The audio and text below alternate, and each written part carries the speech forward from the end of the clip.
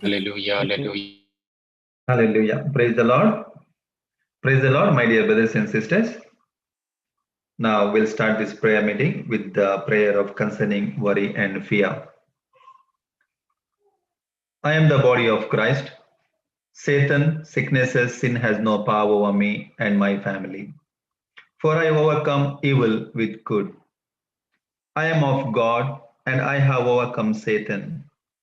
For greater is the Spirit of God that is in me than the sicknesses, evil spirit that is in the world. So I fear no evil, for thou art with me, Jesus. Your word and your spirit, they comfort me. I am far from oppression, depression, and fear does not come near me.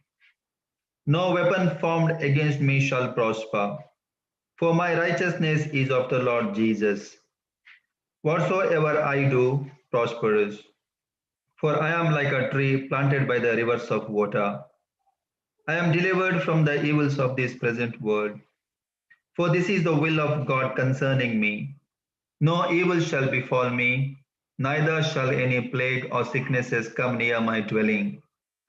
For my God has given his angels charge over me, and they keep me in all my ways. And in my pathway there is God kind of life, and there is no destruction, death. I am blessed in my deeds.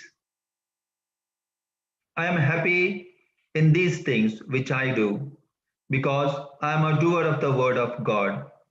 I take the shield of faith and I quench every fiery dart that the wicked one brings against me. Christ has redeemed me from the curse of the law. Therefore, I forbid any sicknesses or disease to come upon my body. Every disease, every germ, every virus that touches my body dies instantly in the name of Jesus. Every organ, every tissue of my body functions in the perfection to which God has created to function. And I forbid any malfunction in my body in the name of Jesus. I am an overcomer, and I overcome by the blood of Jesus Christ, the Lamb, and the word of my testimony. I am submitted to God, and the devil flees from me, because I resist the devil and his empty promises in the name of Jesus. The word of God is forever settled in heaven. Therefore, I establish God's word upon this earth in my life. So great is my peace and the peace of my family, for we are taught of the Lord Jesus. We are anointed and protected. We are blessed. We are wealthy. We are healthy. Nothing is missing. Nothing is broken in our life and in the lives of our family. In Jesus' name we pray. Amen. Sister Joselin, praise the Lord. Praise the Lord, brother. Praise the Lord. Thank you, Jesus. Praise the Lord. Praise the Lord. Yeah. Thank you, Lord. Thank you, Father. Thank you, Jesus. Thank you, Holy Spirit. Lord, we thank you. We praise you. We thank you, Lord, for your love. We thank you for your mercy. We thank you, Lord. Help us, Lord.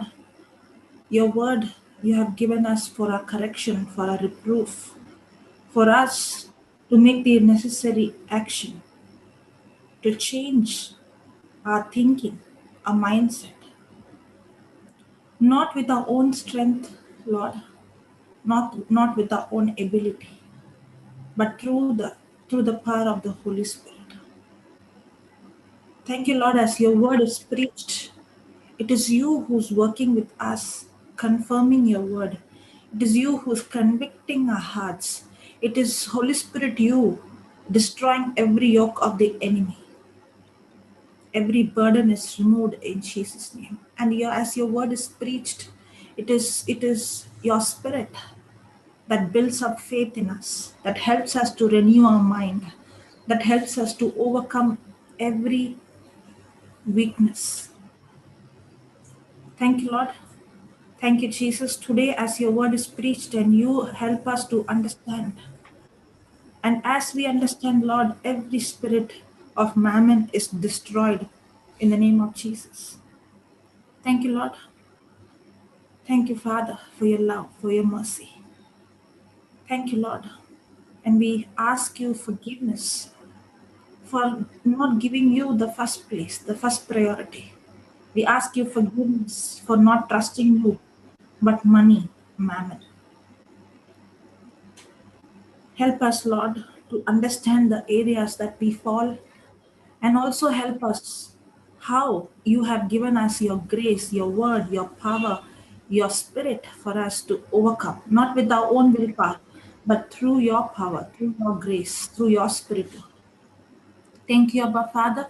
Thank you, Holy Spirit, that you take complete control of this session. You speak to us. You make this teaching extremely simple and easy with practical examples, testimonies. Holy Spirit, you know exactly the areas that we fall. And we thank you, Holy Spirit, for confirming every word that is preached with signs accompanying. In Jesus' name we pray. Father. Amen. Amen. Amen. Hallelujah. Praise God. Thank you, Jesus. Thank you, Jesus. So, what did we study last week? Spirit of Mammon. Yes. So, what is the spirit of Mammon? Spirit of Mammon is that deceitful riches. It is um, anything that what we pay, more attention than God. Yes. So, Mammon is, it's when Jesus used the word Mammon, he's not just saying that it's money, but it is actually a spirit. A spirit, as you said, a spirit that wants to replace God. Praise God. Instead Praise of God. trusting in God, the spirit tempts a person to trust in that spirit, that the spirit is going to promise that he is going to provide, and he is going to make us believe with the lies that God is not the one who's going to provide. It is a mammon that is going to provide, but it is a lie. That's why whenever Jesus used that word mammon, you cannot serve two masters. You cannot have two God. You cannot serve money. You cannot serve God and mammon. So God should be the God of my life. If I have mammon as my God, now instead of trusting in God, I put my trust in mammon. Praise God. Now, Praise when the we also saw money itself is not good, neither it is evil. Many of us, when we read the Bible, we do not understand what is Jesus speaking about. Money is not evil. Wealth is not evil. If you see, we see so many rich people in the Bible. For example, Abraham, he was blessed with wherever he went, he was prosperous. He had cattle, he had all kind of resources, he had money, and he blessed. You know, even uh, when the king Melchizedek came, he gave. He had so much to give, and we see David, he had so much of resources that he had so much to give for the temple to be built. So, and we see Joseph, he became the governor. He was in a high position. So, the Bible doesn't say that having wealth is evil. The Bible doesn't say money is evil. You should understand. But the Bible doesn't say money is evil, but the Bible tells putting money the first priority, making money as my God, putting my trust in money is what is evil. Praise God. So it is not necessary that only a rich person has to be under the influence of the spirit of mammon. Even a poor person can be under the influence of mammon, because a person who's poor is constantly thinking about money instead of thinking about what God says. So it's not talking about whether I have money or I don't have money. A person who don't have money also can come under the category of in being influenced by the spirit of mammon. Correct? So money is neither good nor bad. It takes on the spirit of who has it. How it is used depends on whether its owner is influenced under the spirit of Mammon or by the spirit of God. Praise God. Thank you, Jesus. Okay. So we will go even more in depth, and we will see and we will understand, because remember, the Bible is, do we have a physical mirror? Yes. The physical mirror helps me to see how I look in the physical body. Correct? And when I look into the mirror, in the physical mirror, if I see anything like a black dot or anything, I immediately correct myself. Correct? In the same way, without the Bible, the reason is the devil is very, very subtle.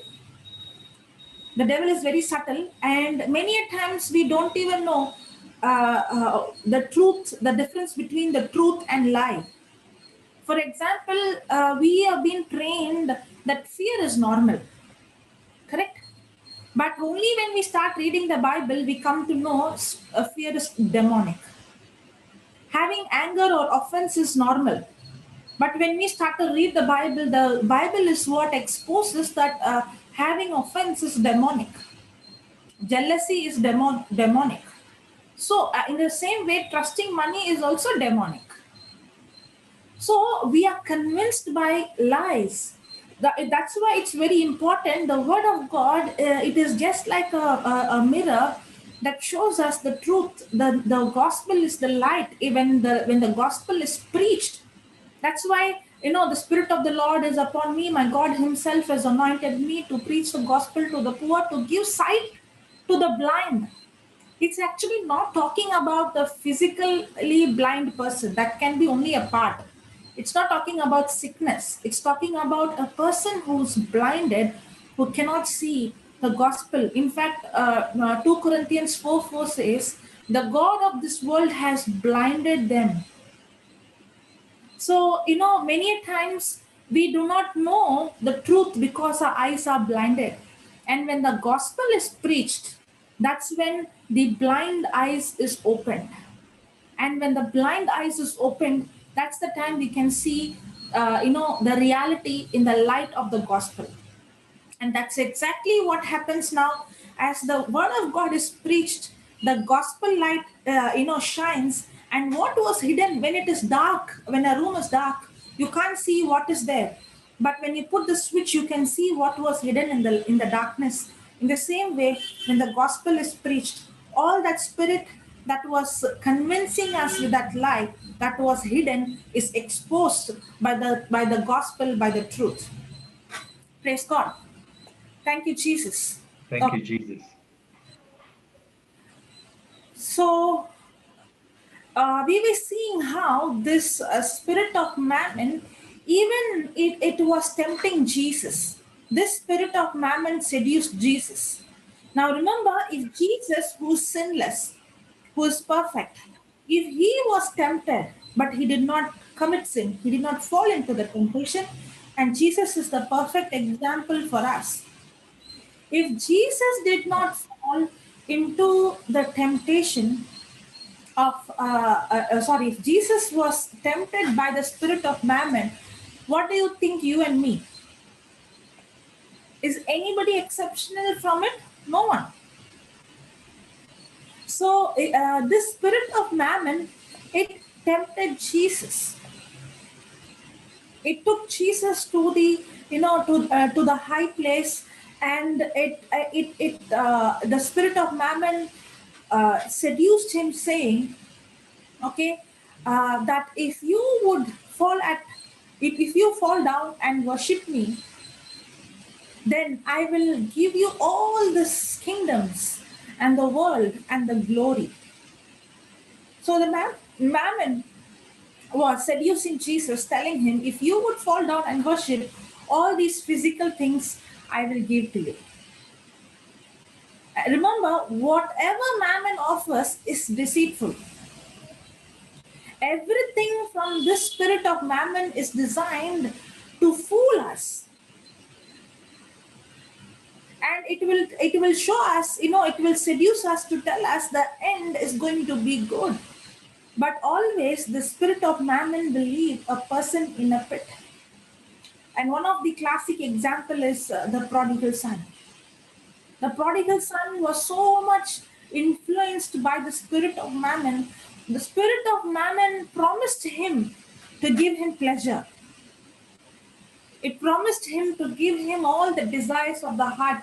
And the spirit of Mammon wanted to replace what the father had for him. Correct? Yes. The spirit of Mammon was it was tempting the younger son, and also later on the elder son also. But in the beginning, if we see talks about the younger son, it was tempting the younger son, saying, "I can give you something what your father cannot give." That's exactly what the spirit of Mammon is telling us today. That I can give you something that God cannot give you. That's why we start to trust money more than we can trust God's promise, because the spirit of Mammon wants to replace God in our life. Hallelujah. Praise God. Thank you, Jesus. Thank you, Jesus. Hallelujah. Hallelujah. Okay.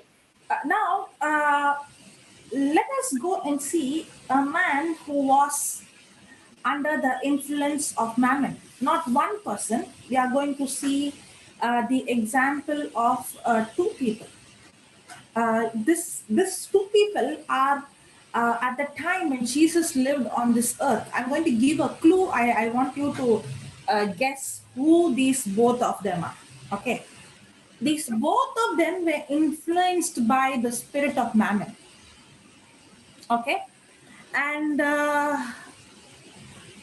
they both were under the influence of the spirit of Mammon, and both of them they meet Jesus.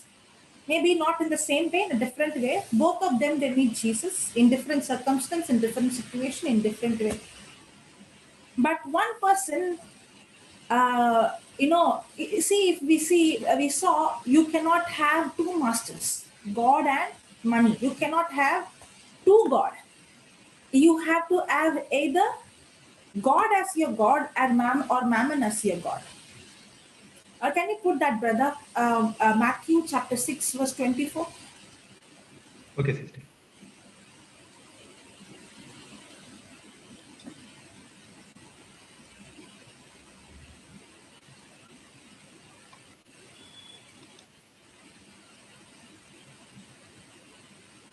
Praise God. Yeah. Yeah. Okay. No man can serve two masters. For either he will hate the one and love the other. Now, no man can serve two masters. For either he will hate one. Now, when he's saying master means you cannot have two God. You cannot be, serving two person. It's not talking about, I can make money my God, Mammon my God, or I can have money. Having money is not evil, but making money as my God is evil. Putting my trust in money is evil. No man can serve two masters, for neither he will hate the one and love the other, or else he will hold to the one and despise the other. You cannot serve God and Mammon. Mammon is not money. Mammon is the spirit. Now, if you see these two people were under the influence of Mammon. Okay, and both of them, they come to Jesus, but one person would reject the spirit of Mammon and hold on to Jesus, and the other person rejects Jesus and hold on to Mammon. Now, did you guess who's that two people? Yes. Yeah. One, Yeah. we're waiting for the answer for the chart, sister. Okay. Yeah, we can see on the chat. Yeah. We are going to see the two examples. Okay. Somebody gave me the right answer.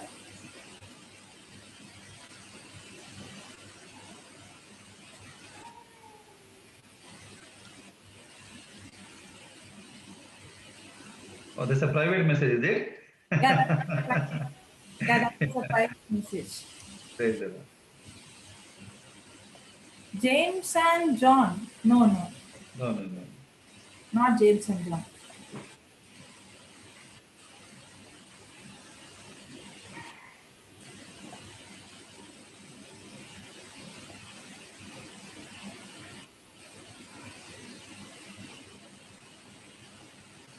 Praise God. Thank you, Jesus.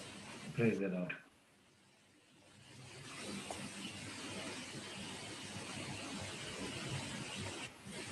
Anybody else? You can even wrong answer, no problem. You can guess. Sister, the sound is coming, sister, like a fan noise, Okay. like a zzz. Okay. I'll just come Yes, from. sister, please, yeah.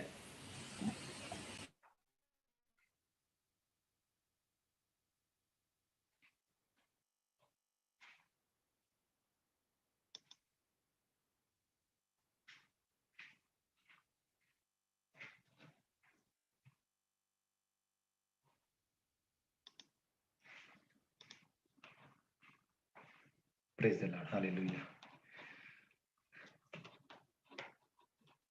No one sent the answer, huh? Only 3 answers came. Praise the Lord.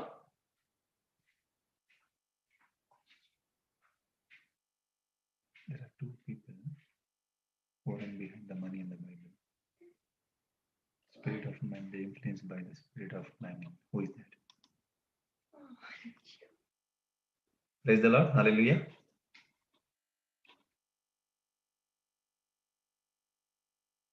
The question was that in the Bible, there are 2 people, those who are influenced by the spirit of Mammon.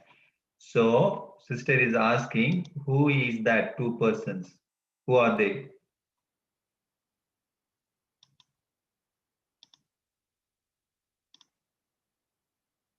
Praise the Lord. Praise Lord. Is it clear now? Yes, sister, clear, yes. Okay. Yeah. One was set free from the spirit of Mammon when that person encountered Christ, and one was not set free. So one answer is already there in the chat. Okay. 1 minute. I'll just.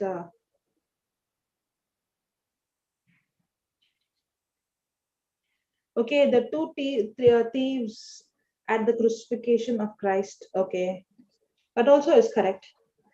Okay. Okay. Oh, Zacchaeus. Correct. One is. Yeah. There are so many examples. One person is Zacchaeus, who was a Yes. tax collector. Yes. And the other person is the rich man who came to Jesus. Yes. Okay. Now, both of them were under the influence of spirit of Mammon, but one person who came to Jesus was set free. Okay, let's go to Luke 19. Luke 19 from verse 2 onwards.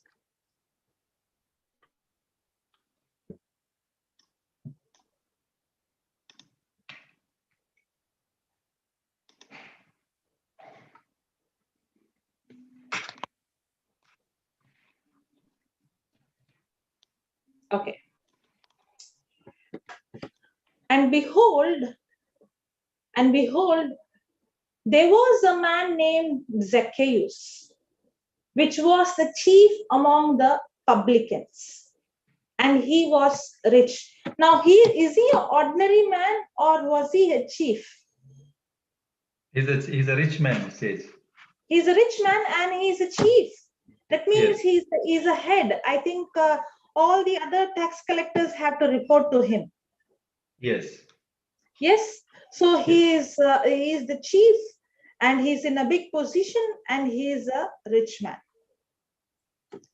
Okay. Yes. Now we see in another place, in Mark chapter 10, and in other places also, there was a rich man who came to Jesus. Correct? Yes. Okay, first we will see Zacchaeus' life, and then we will go to that rich man's life. And he sought to see Jesus, who he was, and could not for the press, because he was a little of stature. And he ran before and climbed up into a sycamore tree to see him, for he was to pass that way. Now here we see that this rich man, Zacchaeus, who's a tax collector, he was so curious to see Jesus. And he climbs on the tree to see him. And when Jesus came to the place, he looked up and saw him and said unto him, Zacchaeus, make haste and come down, for today I must abide at the house. Praise God. Now, when we see here, Jesus is calling this rich man down and he's telling, I am coming to your house today. Now, my question is, when the rich man came to Jesus, what did Jesus tell him? To go and sell everything, correct? Yes. The other rich man. Yes. But did Jesus tell here this rich man, Zacchaeus, to go and sell everything?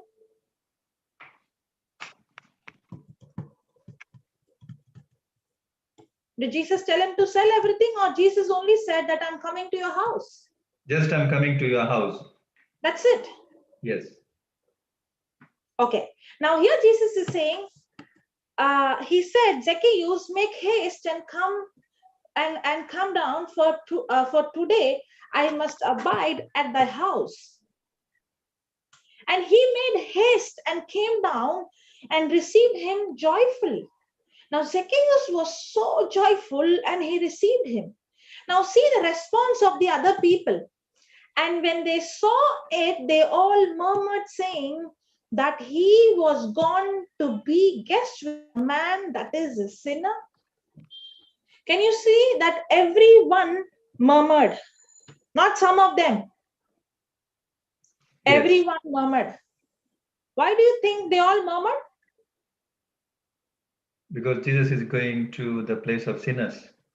Yes, and they must be even thinking that how is that? Why is Jesus going to this rich man? Maybe he might get some advantage from him. Oh, yes. Because he's rich.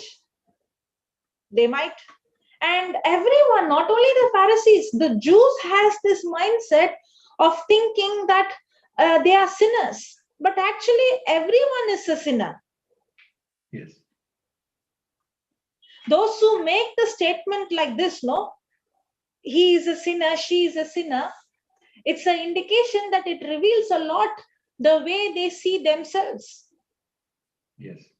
Even today, when I am a person all the time comparing and all the time pointing out finger to someone saying, oh, she's a sinner, he's a sinner, that person is so and so. When I say that, it reveals a lot about myself. Yes. It reveals a lot about myself because I think I'm righteous based on my works. Yes. Praise God. Praise Thank the you, Lord. Jesus. Now, did Jesus tell anything to this rich man? Did he tell him, go and sell everything that you have? Or did Jesus tell you have to repent? Did Jesus tell that you have to go and do this? You have to go and do that. You have to go and change your name. You have to anything? No. Jesus did not say anything. And he made haste and came down and received him with joyfulness. Yes. Praise God. Okay, now see the 8th verse. And Zacchaeus stood and said unto the Lord, behold, Lord, the half of my goods I give to the poor, and if I have taken anything from any man by false accusation, I restore him fourfold.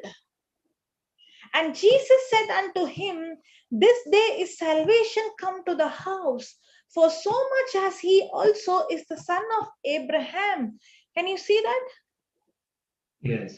He was instantly set free from the spirit of Mammon. Amen. Hallelujah. This man Zacchaeus was instantly set free. What do you think that made him to repent, and what helped him to be set free from the spirit of Mammon?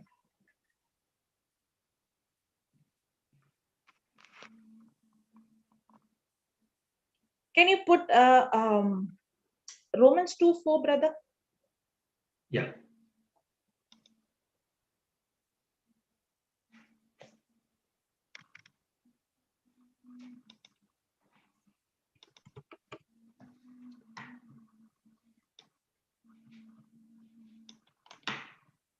Now see this.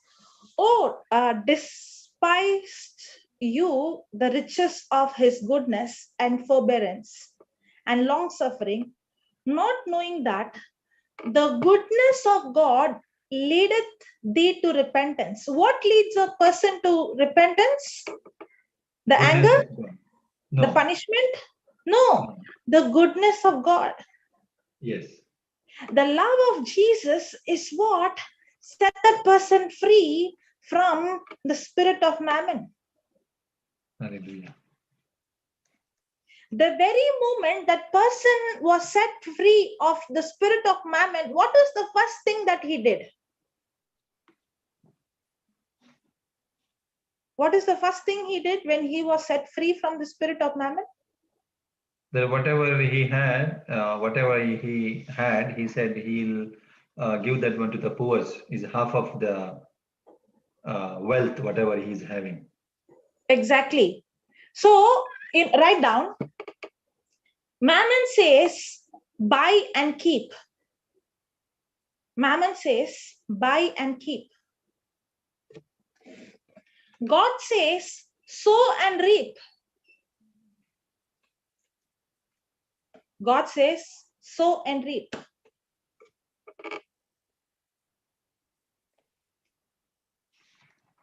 Amen. Hallelujah.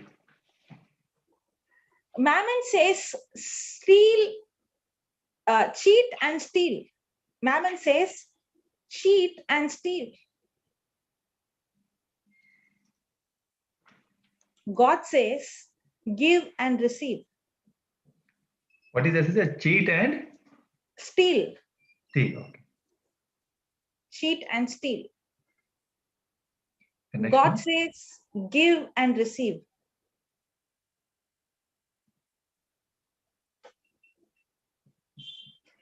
Can you see the transformation that took place in Zacchaeus' life the very moment he was set free from the spirit of Mammon? Yes, instantly. Instantly. And what led to this repentance? The love of Jesus, the goodness. That's what we see here in Romans 2:4. The goodness of God leads thee to repentance. Amen. The love of God is what has led him into this repentance. Hallelujah. When he understood God's love, he understood that, that if he loves me so much, why should I trust money? Because all these days, his trust was on Mammon. But now, when he saw the love of Jesus, he was instantly set free from the spirit of Mammon. And what is the evidence that he is set free? Giving. How do we know that I'm set free from Mammon? The first thing that happens when I'm free from Mammon is I no longer hold on to money and put money as my trust. The first thing happens is to give.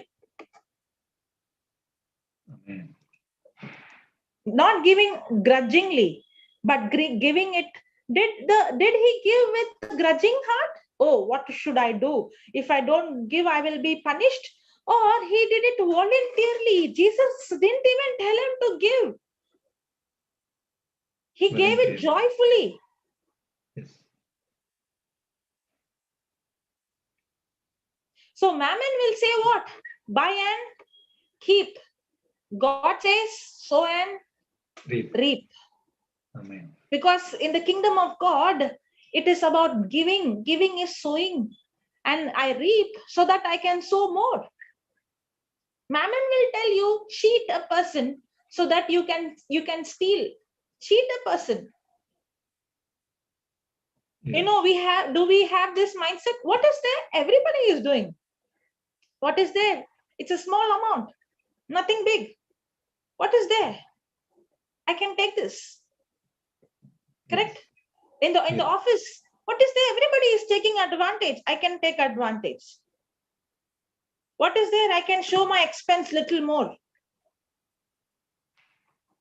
If I have traveled for so much, I can add little more in the travel, and I can show. What is there? There's nothing wrong. Everybody does that. That's what Mammon will say. Mammon will say there is nothing wrong in cheating. Mammon will say there is nothing wrong in stealing. But God will say for us to give. Yes. That's what happened to the tax collector. He was taking the money of the poor, but now the moment he was set free, he's saying, I will give them 4 times back if I have cheated anyone. Can you see what kind of deliverance and what kind of freedom that this man Zacchaeus had? Praise God. Praise the Lord. Thank you, Jesus. Thank you, Jesus. You know what Mammon does? Mammon, you can write down. Mammon wants to rule over our life. Rule our life. Mammon wants to rule our life. Mammon wants to rule our life and cause us to sacrifice. Mammon wants to rule our lives, and cause us to sacrifice our very character for money. Our very character for money. Is it true? Yes.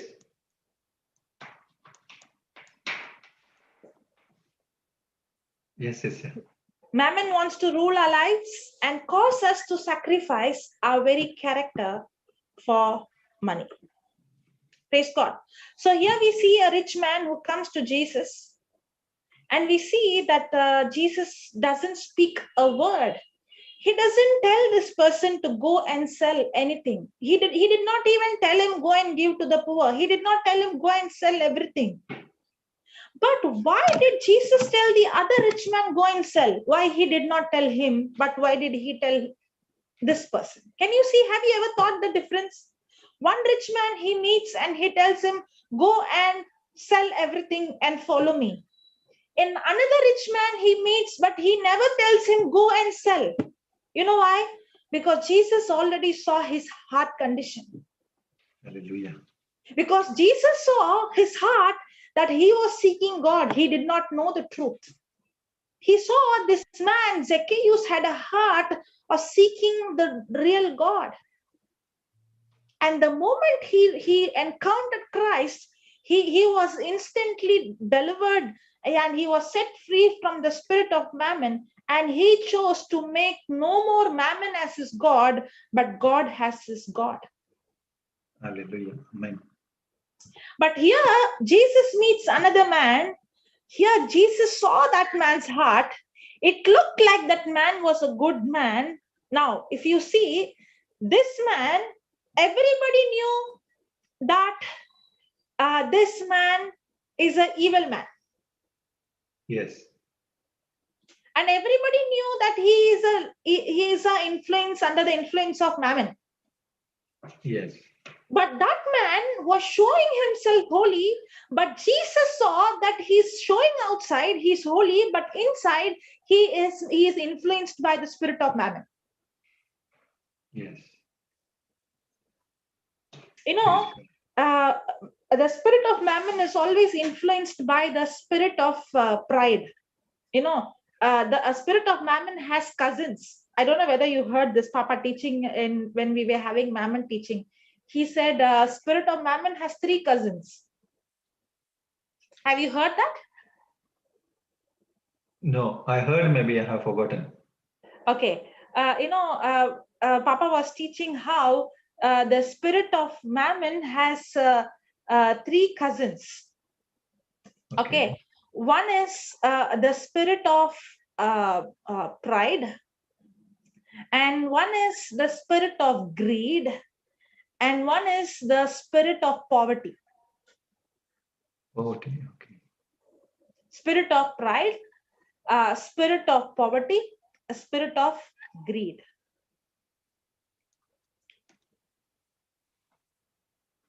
Okay. Yeah. Now, this rich man who came to Jesus, he did not make God as God.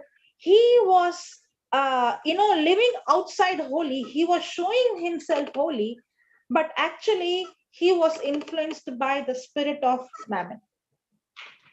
In the other side, we see these publicans and these tax collectors. They know that they were wrong, and people around them know that they were wrong. They know they were sinners. But but here we see these Jews, especially those who were the leaders and who were in a high position, they also had the same spirit.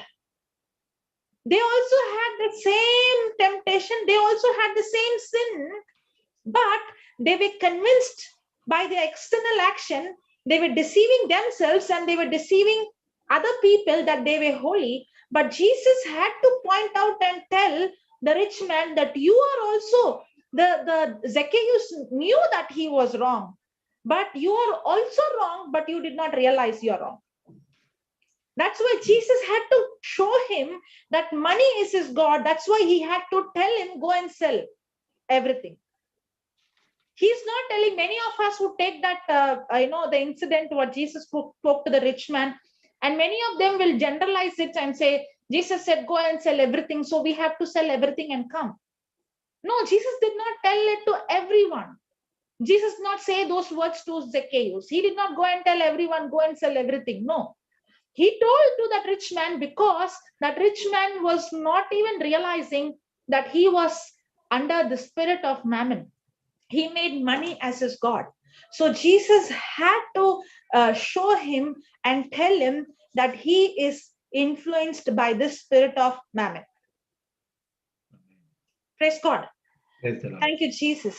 Thank you, Shall Jesus. we go to Mark chapter 10? Yes, sister.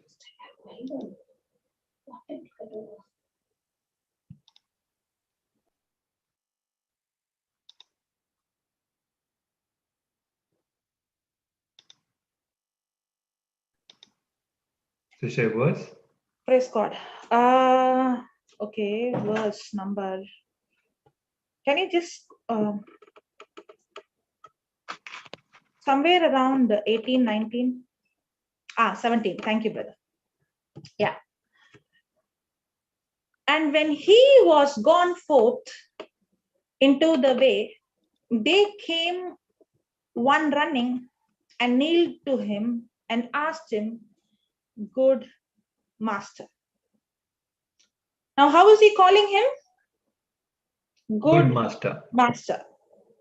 What shall I do that I may inherit eternal life? Now, this rich man is asking to Jesus. He's calling him good master, and he's asking, what shall I do that I may inherit eternal life? And Jesus said unto him, now, what is his question? What should I do to inherit eternal life? Now, if we are in Jesus's place, what would we answer?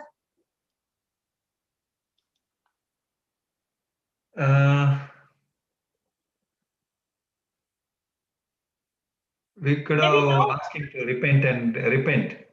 Yeah, we might ask him to repent, or we might be telling him directly. Or if you see Jesus, maybe we might even tell, believe with your heart, confess with your mouth. Correct? Yes.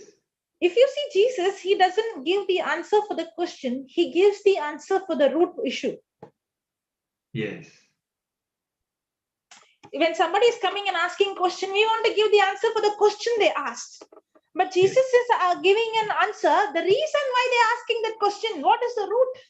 Because Jesus saw the root that he made Mammon as God, He has not made God as God.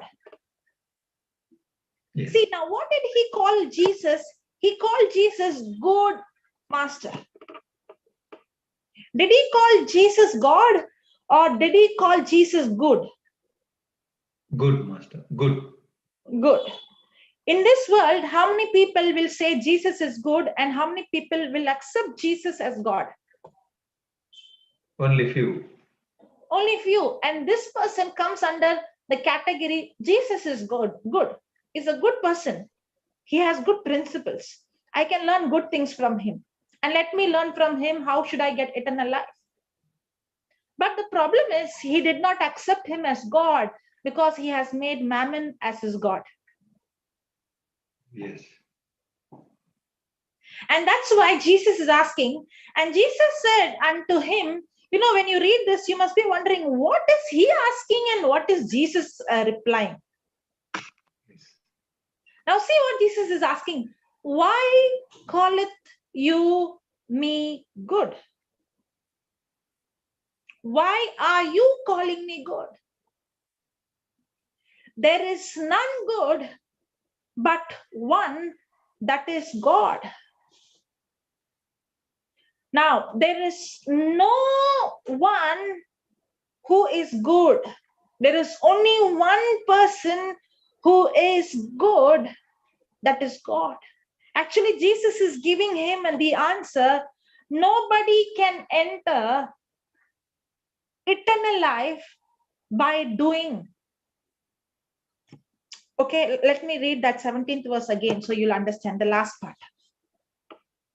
Good master, what shall I do that I may inherit eternal life? Now, what is the rich man asking? The rich man is asking, what should I do so that I enter into eternal life? Jesus is actually giving him an answer and saying, nobody can be good. Nobody is good. And nobody can go into eternal life. Nobody can get eternal life by doing good things. Because there is no one good. Everybody has committed sin and everybody deserves to go to hell. There is only one person good. And who's that one person good? That is God. That's what Jesus is saying. And Jesus said unto him, why calleth you me good? There is none good but one, that is God.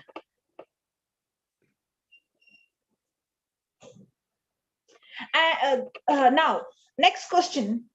Okay, Jesus is asking him. The first thing he said is, there is no one good. There is no one perfect. There is only one person perfect. It is God. In other way, Jesus is telling me, if you call me good, that means you have to accept me as God. If you don't call me good, then I am not your God. I should either be God or I cannot be good. Did you understand or am I confusing? No, it's clear, sister. Praise God. Did you understand? Yes. So Yes. if Jesus is good, then he is God. If you're calling me good, then I'm God because only God is good. Yes. If you don't accept me as God, then don't accept me good. If I'm not God, then I cannot be good because there is no one good other than God. Yes. Okay. Yes. Now, the next thing Jesus is asking him is, thou knowest the commandments. Do you know the commandments? Do not commit adultery. Do not kill. Do not steal.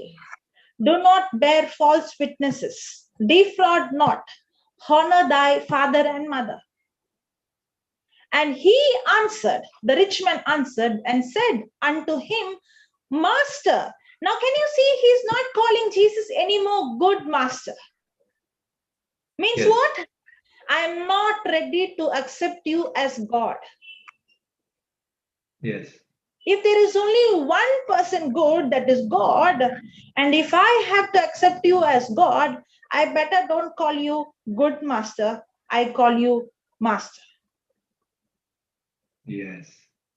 And he answered and said unto him, Master, all these have I observed from my youth. It's a big lie. Yes. Was it a big lie? It's a big lie. Yes. It's a very, very big lie. That's the difference between, Zacchaeus and this rich man. Did Jesus ask all these questions to Zacchaeus? Did he ask him, did you keep the law? Did you keep all the commandments? Jesus did not ask him, because Zacchaeus himself knew that he is a sinner. But the problem with the rich man is, what did he say? And he answered and said unto him, Master, all these have I observed from my youth. This person is a sinner, but he is not ready to accept him as a sinner. Can you see the difference between the rich man, Zacchaeus, and the rich man here? That rich man was humble. He humbled himself. But this rich man was full of pride. Because there is no one perfect. Everybody is a sinner. Now, when we read this parable, it might look like Zacchaeus is a sinner and this man is a good man. No. Both of them are sinners.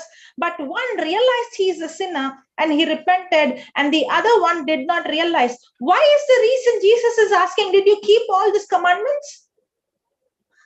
To show him that he is a sinner and he needs forgiveness. If all of us can keep the law and be righteous, then we don't need Jesus to die on the cross for our sin. If we can keep the commandments and live holy, then we don't need the forgiveness of Jesus. We can be justified by our own works. The law was actually given to us to show us that we are sinners and we need forgiveness. Zacchaeus realized that he is a sinner and he needed forgiveness. He repented. That's why Jesus did not take the law, and he did not ask him, did you do this? Did you come follow the commandments? He did not ask him, because he was already convinced in his heart that he is a sinner. But the problem with the rich man is he has made money as his God, but he is thinking that he is right. You know what is the biggest sin? The biggest sin is not alcohol or drinking or smoking and all those things, or tax collecting, or no. The biggest sin is when a person is self-righteous, when a person thinks I am right because of what I did. Because I prayed, because I fasted, because I helped the poor, because I've been, feeding the poor, because I've been giving to the poor. I am doing this good service. I'm doing the social service. I've been going to church every day. I've been praying. And a person thinks I'm good because of the good things I did is very, very dangerous. Yes. Because the spirit of Mammon has seduced the person to replace, instead of trusting in God, in something else. Now see this, and Jesus, beholding him, loved him. Can you see? Jesus loved him. Did Jesus love Zacchaeus? Yes, he loved Zacchaeus. Did that love bring repentance in him? Yes, that love brought repentance in Zacchaeus because he was humble. But did Jesus love the rich man? Yes, Jesus did love the rich man. But did he change? No. Why? Because he was in pride. And Jesus had to show him the reason why Jesus took the law and he told him all these things, because Jesus wanted him to realize that he needs mercy, that he needs forgiveness, that he needs God. And for him, God is not, Jesus is not God. God is not God. For him, Mammon is God. And Jesus, beholding him, loved him and said unto him, one thing you lack. There is one thing that you lack. If you think that you are perfect, there is one thing that you lack. You know what is that? You have made Mammon your God. For you, God is not God. That's why you're not ready to accept me as God. That's why I told you, I asked you that how can you call me good? Only God is good.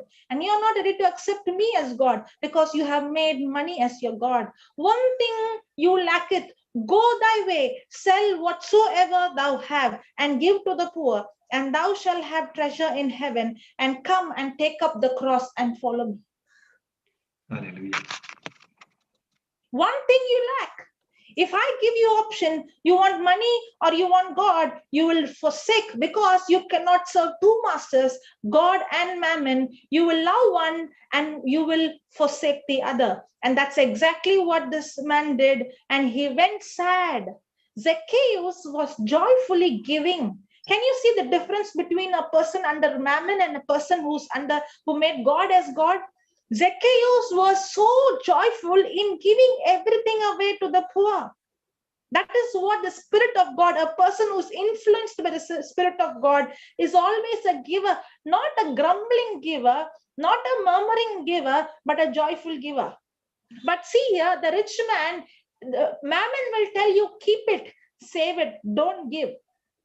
And if the person who is influenced by the spirit of Mammon, when he is told to give, then he becomes sorrowful and sad. And he was sad.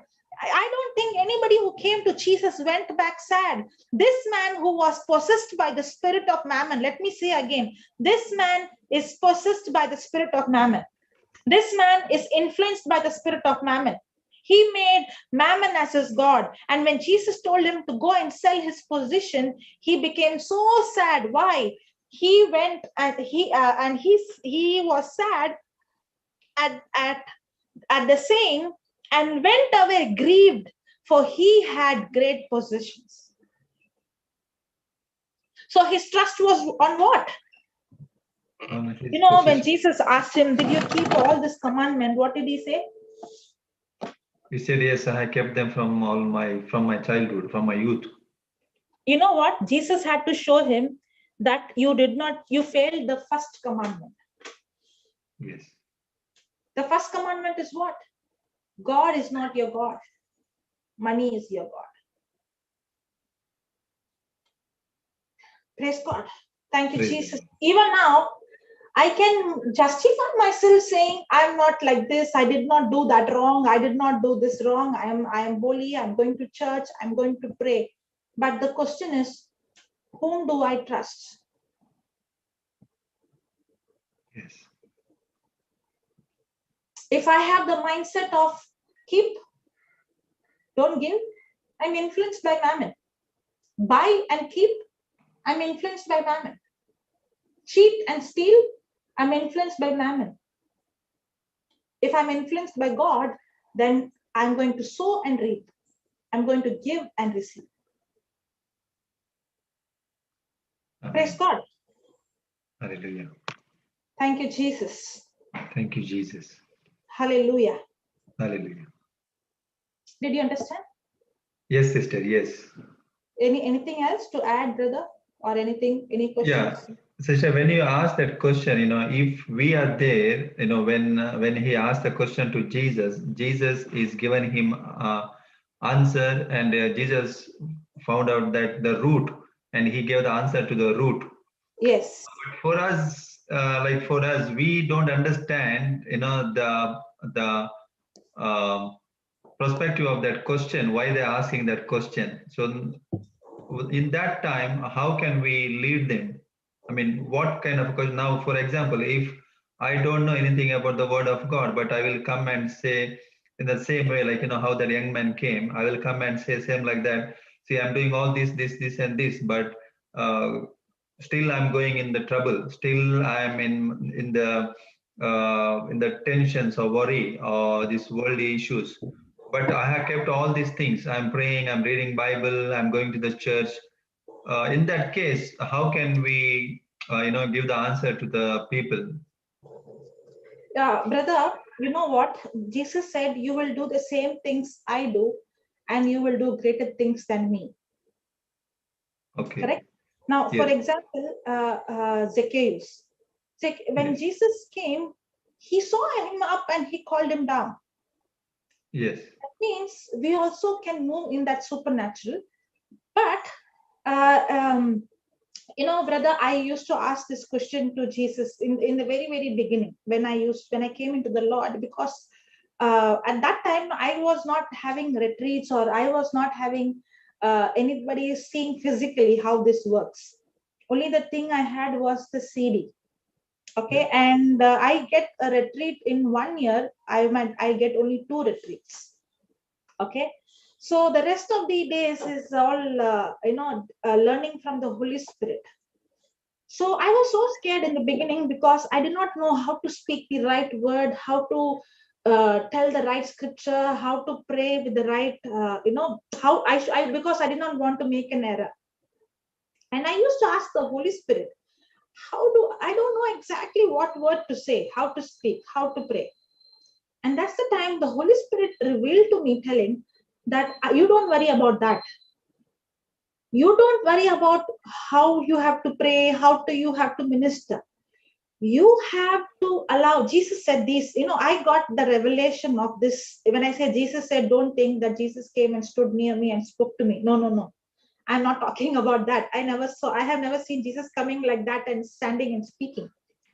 But I know it is Jesus who's speaking me, because I know I will not get like these thoughts. I know it's a revelation. I know my brain cannot think like this. And when I hear that voice, it comes like in the conscious mind. Okay.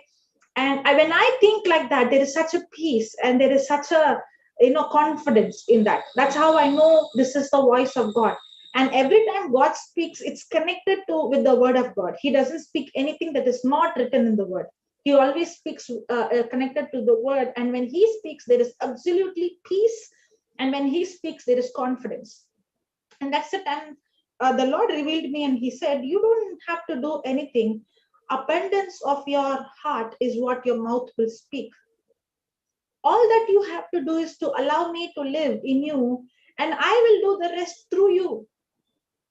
And when God spoke that to me, it was such such a freedom for me on that day, because I was so worried.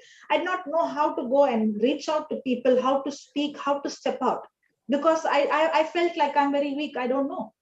And when the Holy Spirit said, when Jesus said, you have to allow me to live in you, and I will do the remaining part.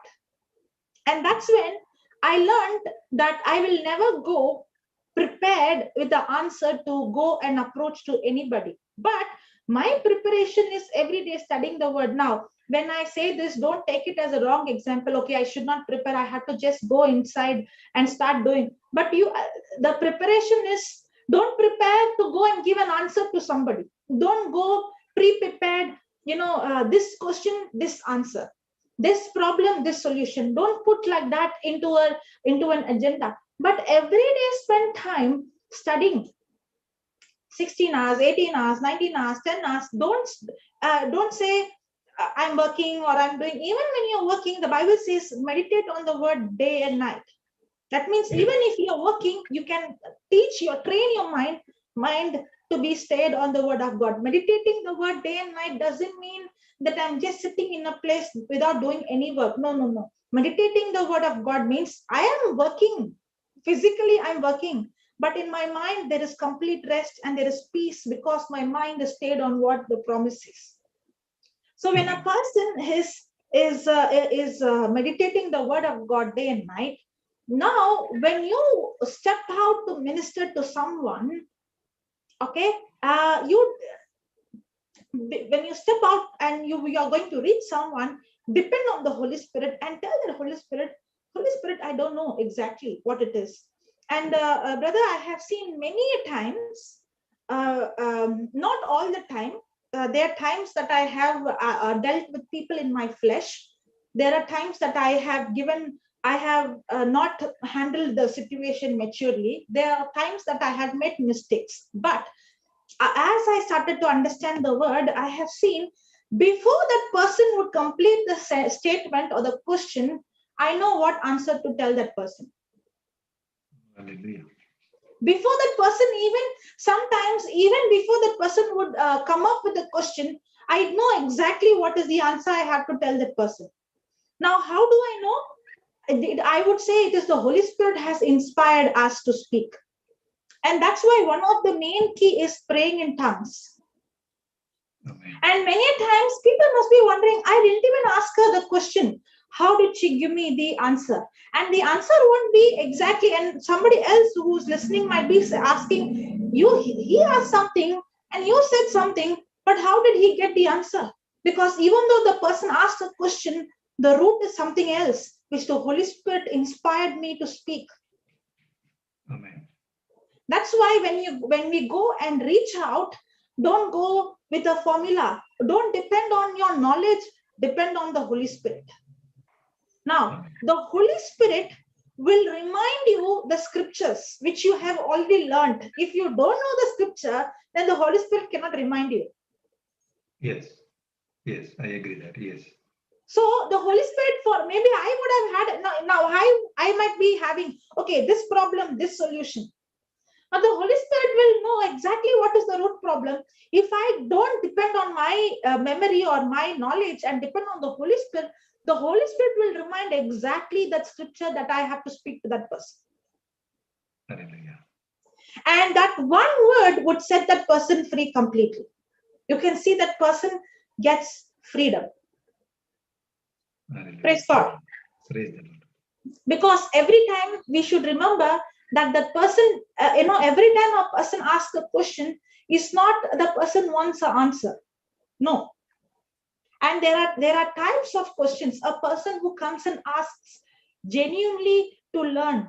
And there is sometimes people come to ask only to justify that I want you to give the answer.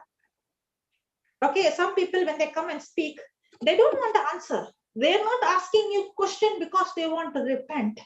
See, for example, the rich man did not come to Jesus to ask a question because he wanted to repent. No.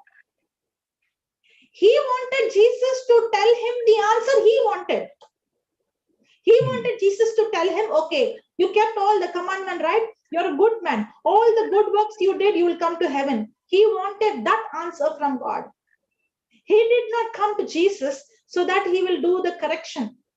So many times the question that comes that people will come to us asking that not for them to change, but for them to change the word according to them.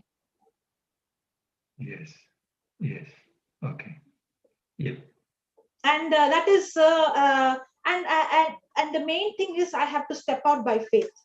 And when I step out by faith, that's the time I see, the anointing on my life. The anointing on my life is not for me. That's why the scripture says, the Spirit of the Lord is upon me. My God himself has anointed me for what? To preach the gospel to the poor, to set the captives free, to give sight to the blind, to set those who are in captive in freedom, those who are bruised, to heal the brokenhearted. So if you see, the anointing is not for me. The anointing is to set others free, to open their blind eyes.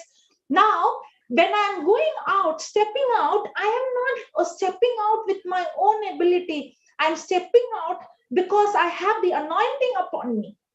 I'm not going to answer somebody with my own ability. The anointing on me is what is going to bring freedom, liberty. It opens the blind eyes. Amen. Hallelujah. That's why I would tell every day, confess that scripture. I would say every day, you speak it to yourself. The Spirit of the Lord is upon me. My God himself has anointed me. Many times we only focus on the anointing is on me. But why is the anointing on me? The anointing is upon me to preach the gospel to the poor, to set those who are in captives free, to give sight to the blind. The anointing is not for me, it is for others. And this anointing will not manifest until I step out. God's kingdom works on the principles of giving. If you see, have you heard about the Dead Sea?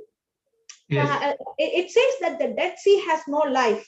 It only receives and it doesn't give anything out. And there is so much of salt that there is no living organism in that Red Sea, in the Dead Sea. Yes. In the same way, if I'm only saying anointing is upon me, the anointing doesn't work like that.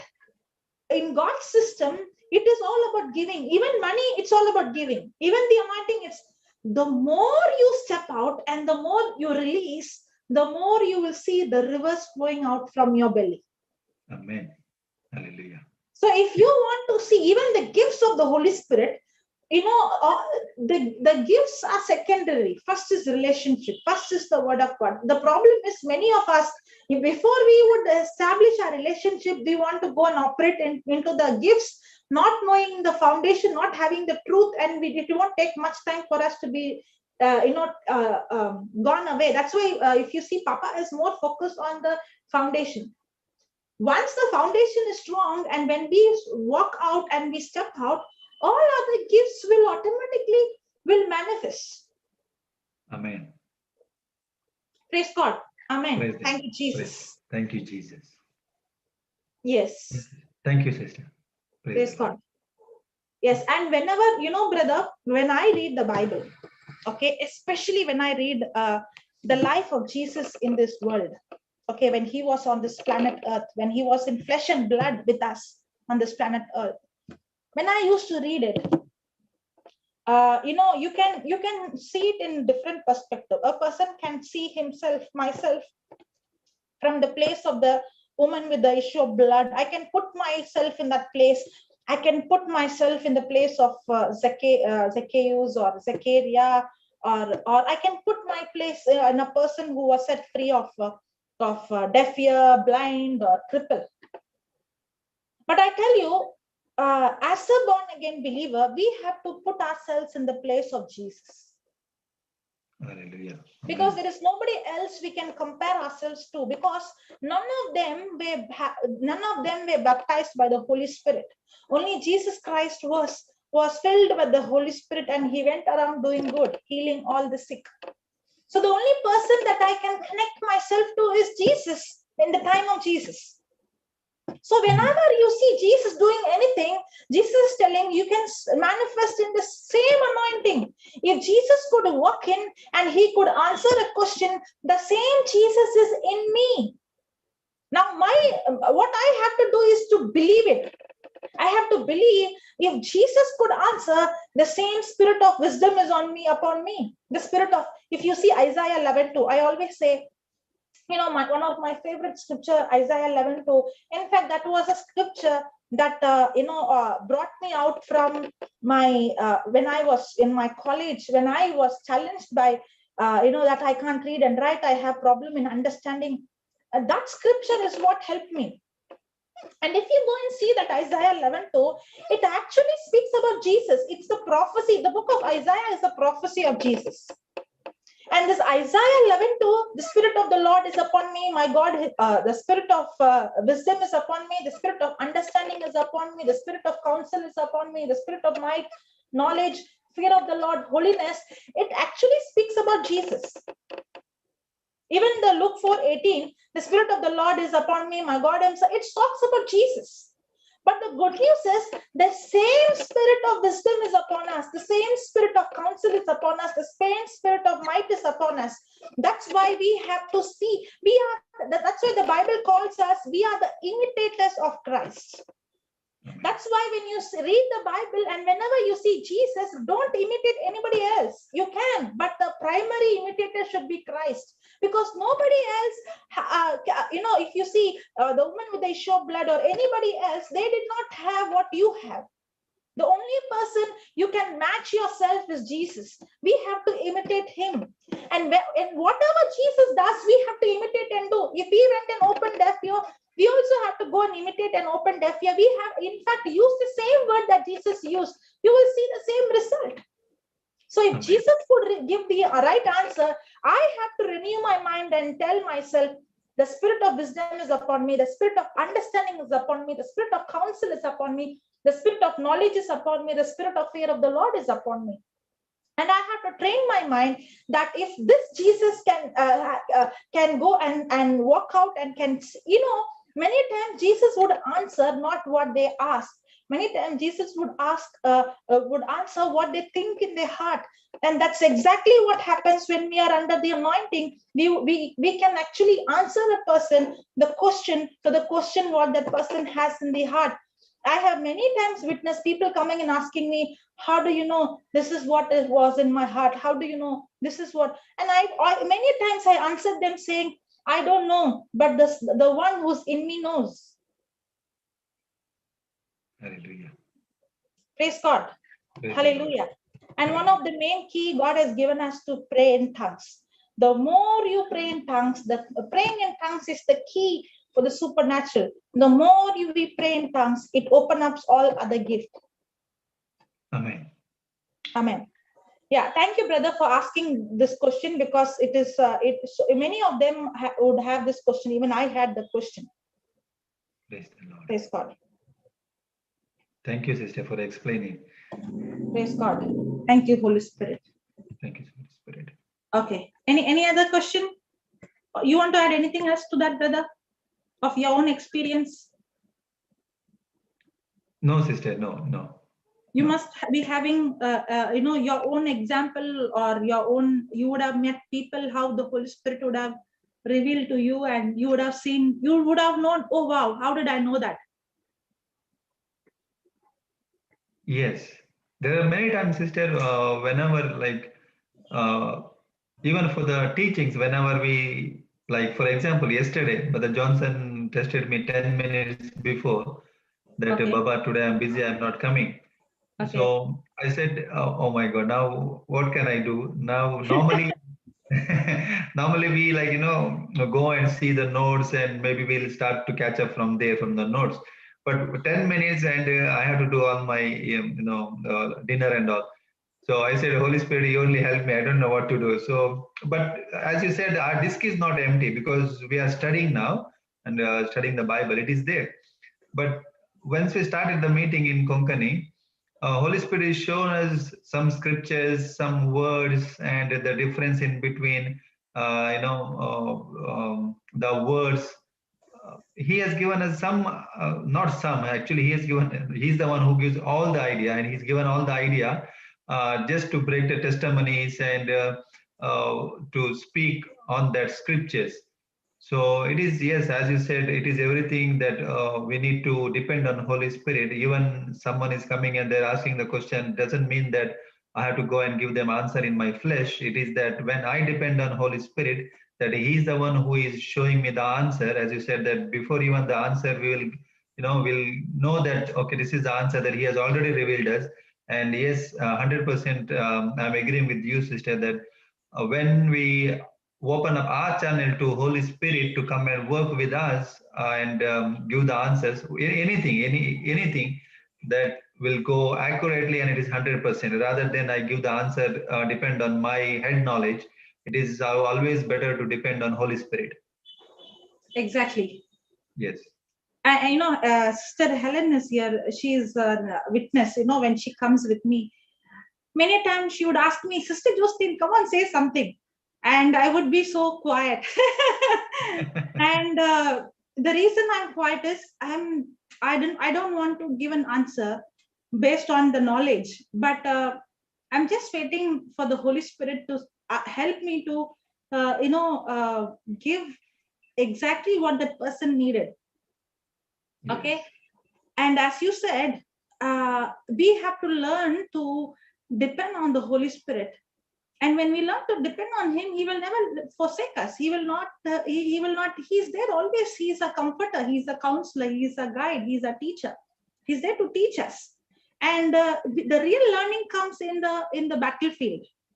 Yes. Only when you go and do it. Don't sit at home and wait. Go out. But once you go out and step out, you have to depend on Him.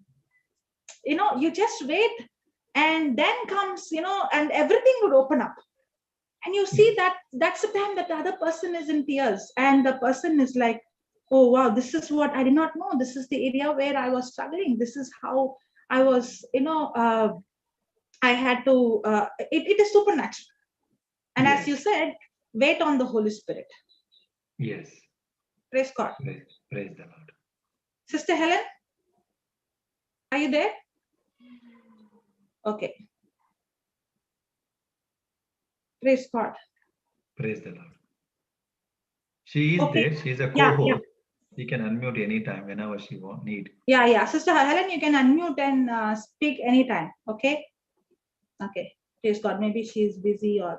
Praise the Lord. And I know Sister Helen is a person.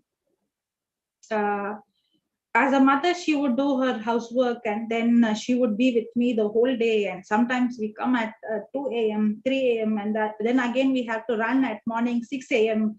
And I wonder how is she, all the time traveling, and she would go from one end to the other end.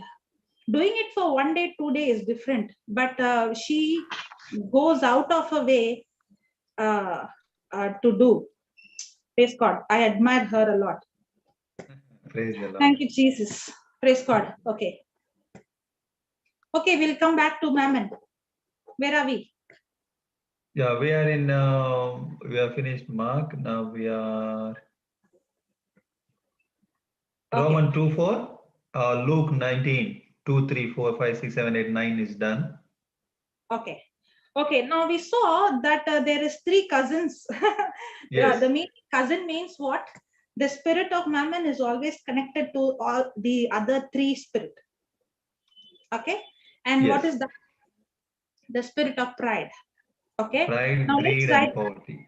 Yes. Poverty, pride, and greed. Okay. First, pride. Yes. Let's write. The spirit of pride will not acknowledge. The spirit of pride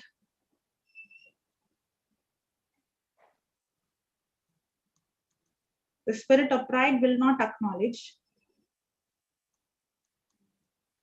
God for his blessings.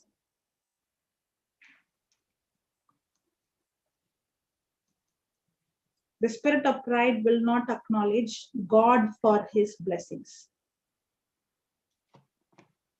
It will focus only on itself.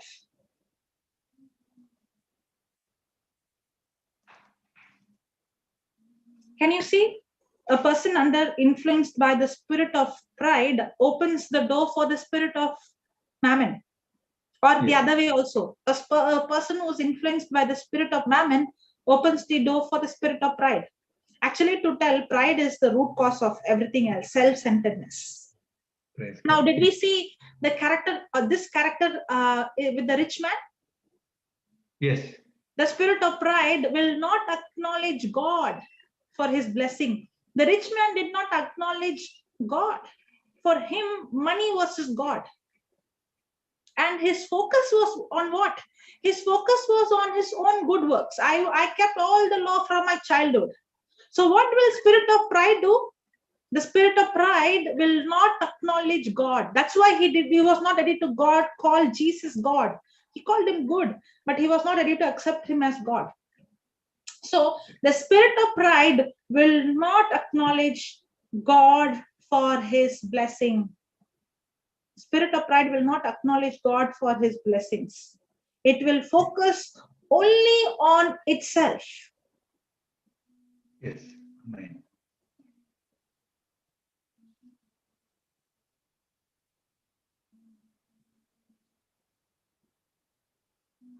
It always it goes against the word of God. The spirit, a person who's influenced by the spirit of pride, he goes against the word. Proverbs 3:6. Can you put that? Proverbs 3:6. Yeah.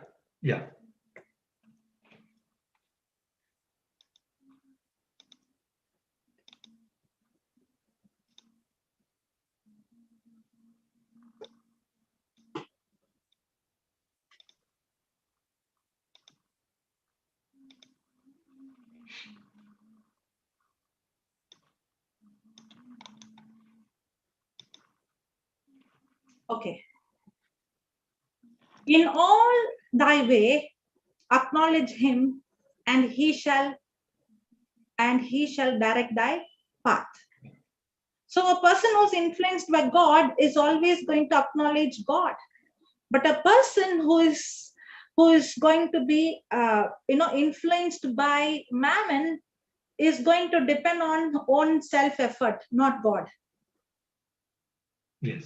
That's exactly what happened to the rich man. Yes. Hallelujah. Praise God. Okay. Did you write that? A person influenced with the spirit of Mammon, spirit of pride goes against the word. Yes. This spirit, what is that? Pride. This spirit kills our ability to obey God. This spirit kills our ability to obey God. This spirit kills our ability to obey God.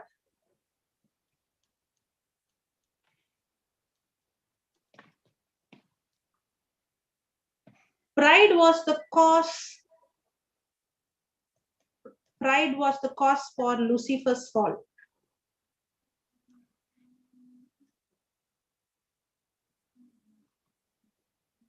was the cause for Lucifer's fall.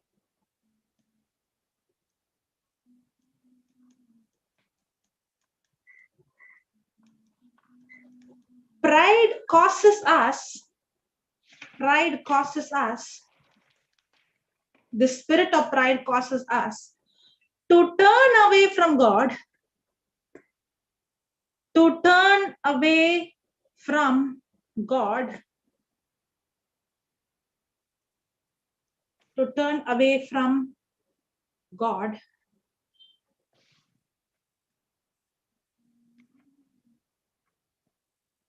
and seek our own self-satisfaction. Spirit of pride causes us to turn away from God and seek our own self-satisfaction. Self-satisfaction, comma, not full stop, comma. Self-satisfaction. Thereby,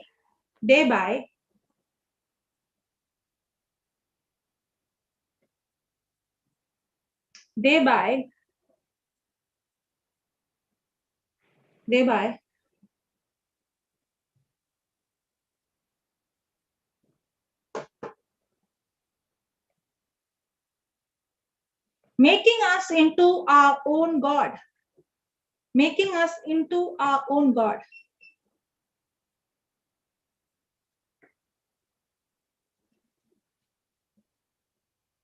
So what does the spirit of pride does? It will cause us to turn away from God and seek our own self-satisfaction, thereby making us into our own God. So when a person is under the spirit of Mammon, he is also influenced by the spirit of, Right.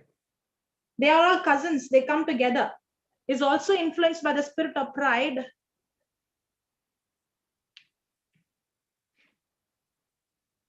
This is a note, sister. Just now what you gave? In the notes of what Papa gave.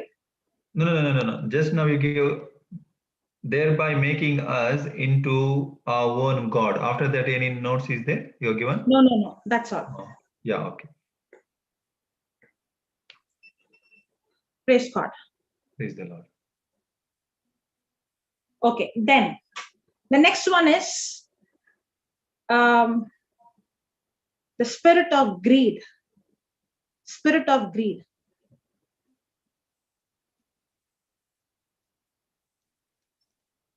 Spirit of greed.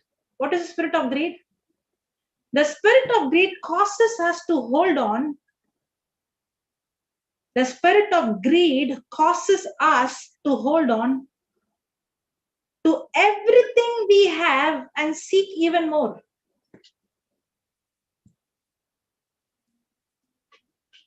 Can you see what does the Spirit of God will tell? The Spirit of God will tell us, the one who, denies his life will gain life. The Spirit of God will always tell us to deny. The Spirit of God will always tell us to give away. It will tell us to lose everything, correct? Yes. But what will the Spirit of greed will say? The Spirit of greed will cause us to hold on to everything. And seek more.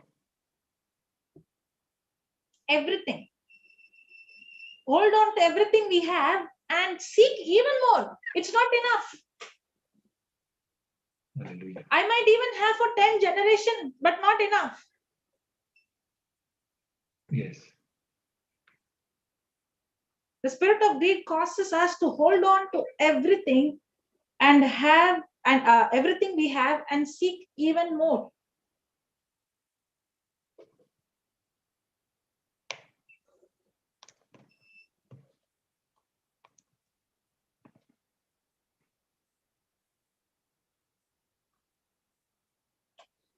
God says, next point in the same greed, God says to give and bless others. God says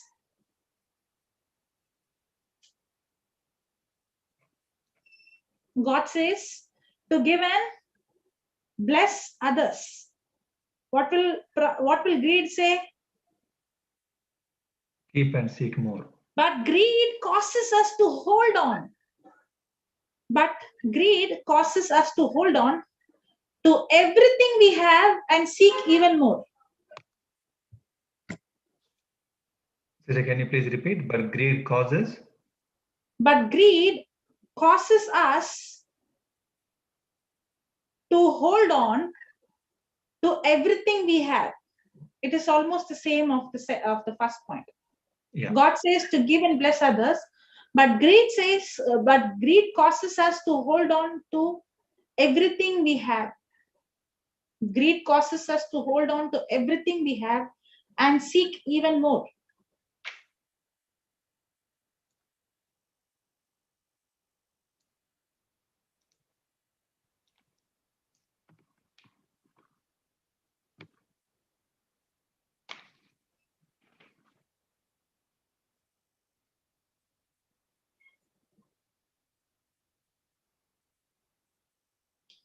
Okay. Now, many times we think a person who's poor, in poverty, Yes. is not under the spirit of Mammon, correct? Yes, correct. We think Yes. like, okay, poor, you don't have money, so you are not under the influence. But actually, a person who's poor is all the time thinking about Mammon. Oh. I'm not talking about a person who can, a Mammon is not talking about whether you have money or not. Mammon is a spirit where a person is trusting money, that's it. It doesn't matter whether you have money or not, whether you are rich or poor, or whether you have bank balance or no bank balance. A person who doesn't have bank balance also can all the time keep thinking, what will I do for tomorrow? And all the time be worried about money, and all the time worried about tomorrow, all the time worried. Who do I trust more? Who do I put the first priority? Whom do I seek? A person can be poor, but every day think about Mammon. Every day think about either I have to steal, or I have to rob, or I have to work hard, I have to do this, I have to do. And all the time the person is trusting in money rather trusting God as my source. So it's not that only a rich man is under the influence of a Mammon. Even a poor man can be under the influence of Mammon. There is no discrimination that the spirit will attack only rich people. No. The spirit will influence everyone. And one of the spirit of Mammon, one of the cousin of the spirit of Mammon is the spirit of poverty. Now, what does, okay, let me give an example, okay. I learned this, I think a case I learned, I don't remember the exact detail when I was in the college, but it really inspired me. There was a lady, okay. She lived in a very small hut. She did not have anyone. It's a real case. It's a real incident. And she was living in a hut, and she hardly had any clothes to change. And she was very, very poor. She did not have anyone.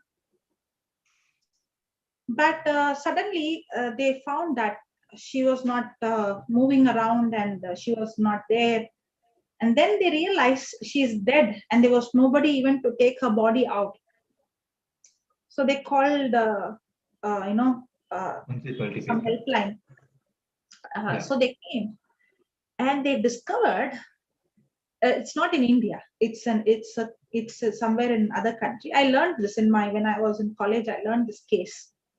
So they discovered that the whole house, she's the dollars. She rolled the dollars so tiny, very tiny. She has rolled, and she has hid everywhere in the whole hut. Oh. Actually, she's a millionaire. Oh. Okay, the reason why I remember this incident is the Holy Spirit at that time taught me, and he said, she is a person who is under the influence of the spirit of poverty. Oh. Her mindset was poor. She was so much gripped by this. At that time, I did not know this Mammon teaching, but I understood in her mind, she was so poor that even though she had money, she was living poor life. She was having everything, but she did not have the heart to spend. That's what greed will do. Keep everything. That's not enough. I want more. She can't even spend a little because she was holding on to that money. Her mindset was so poor. So a person who's poor is not a person who has no money. A person who's poor is a person poor in the mindset. Actually, poverty is not a physical problem. It's a spiritual problem. Actually, brother, what is the difference between a person who's under this world, the people who are under the world, and those who are in the kingdom of God? Okay, the difference is, as Paul says, we do not look at things which are seen, but we look at things that cannot be seen. Correct? Yes. Actually, if you see the differences, there is a physical world and there is a spiritual world. Yeah. Okay. The spiritual world is actually, the Bible says things in Hebrews 11:3. It says that the things that we see has come out from the things that cannot be seen. Yes. Yes, and the things that we see are made out of things that cannot be seen. And the Bible also says the things that we see are temporary. They will pass away. They will be destroyed. But the things that we cannot see is eternal. Actually, to tell, the physical world itself is not, it doesn't function by itself. The physical world is governed by the spiritual world. Yes. When we were natural people, okay, when we were natural earlier, before we were born again, we saw everything in the physical. Even now, when you're asking about, when somebody asks a question, now the question is a physical question, but the problem is the root is the spiritual.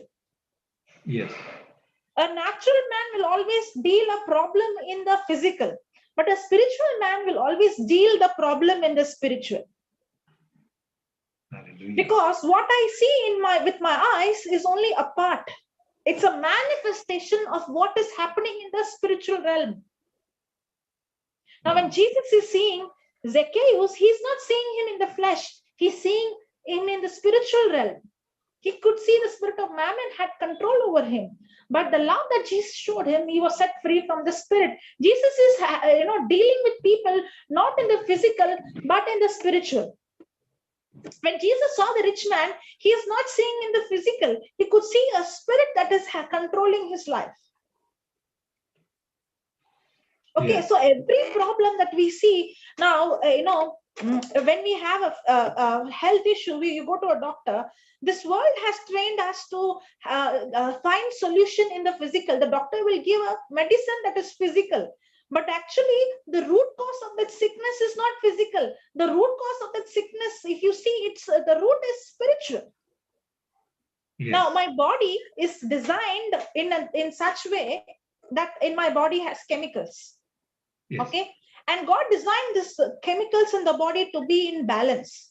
It should not go very high. It should not go down. The hormones in my body should not go high or down. The insulin in my body should not go high or down. The blood pressure in my body should not go high or down. Everything in my body, it has to be in balance.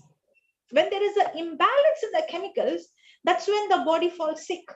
So the doctor will give the medicine to balance the, they give artificial insulin. They give something that will try to balance the imbalanced chemical.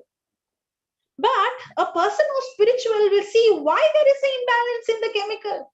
Why? Because when I am in unforgiveness, when I am in fear, when I am in jealousy, that spirit is what is affecting.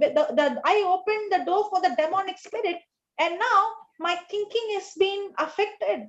I'm being influenced by a demon, and that's the cause why there is an imbalance in my chemical, and that's the cause of my sickness. That's why a spiritual person will always see the problem in the spirit. Now, many times we think poverty means what?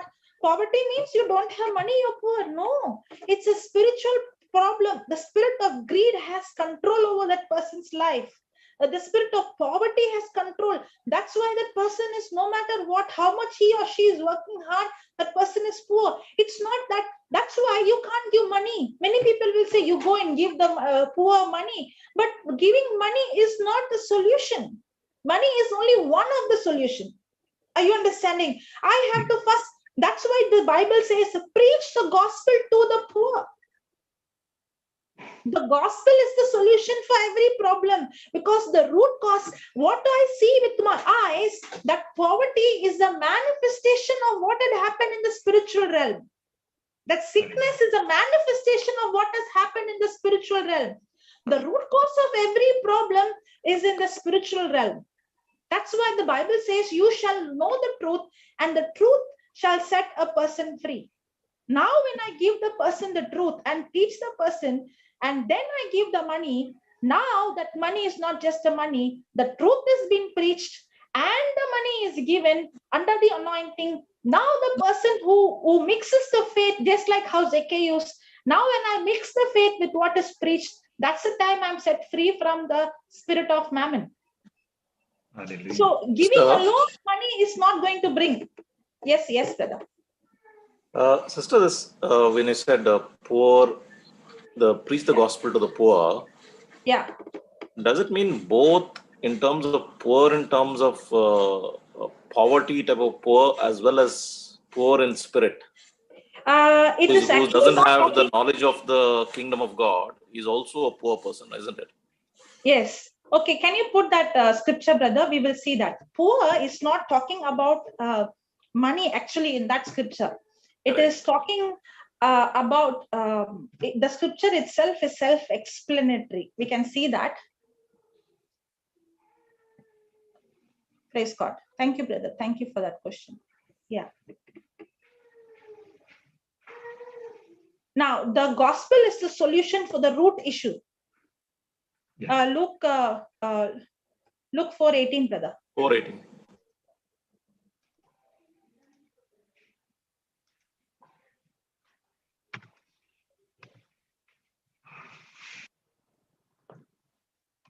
Actually, a person who's poor is not actually a person who doesn't have money.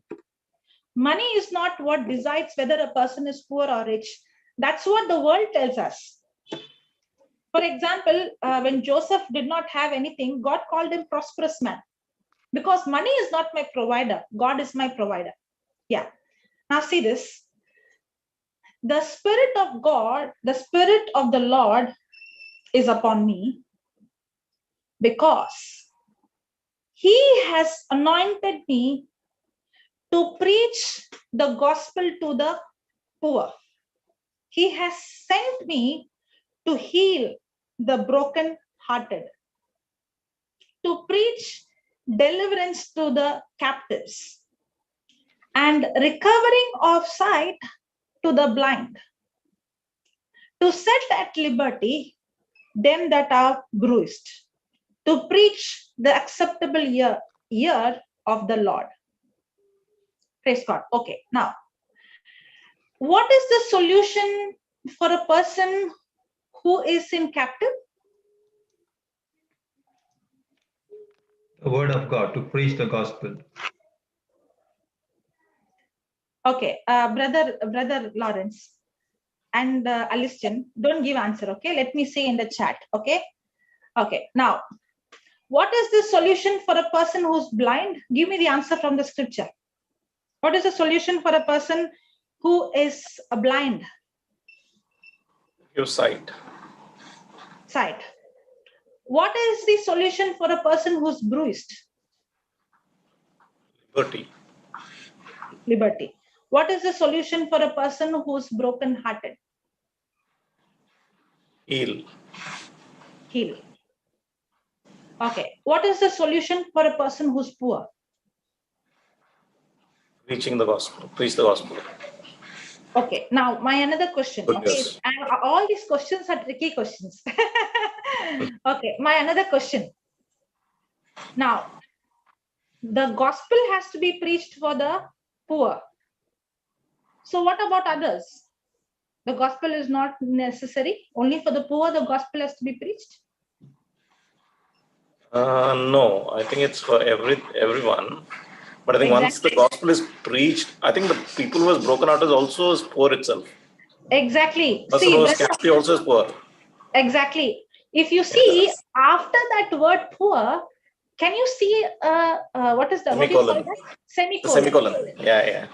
Yeah. You know what is the meaning? The meaning is the Spirit of the Lord is upon me because He has anointed me to preach the gospel to the poor. Now, who is the poor? A person who's broken-hearted is poor. The one who's into captivity is poor.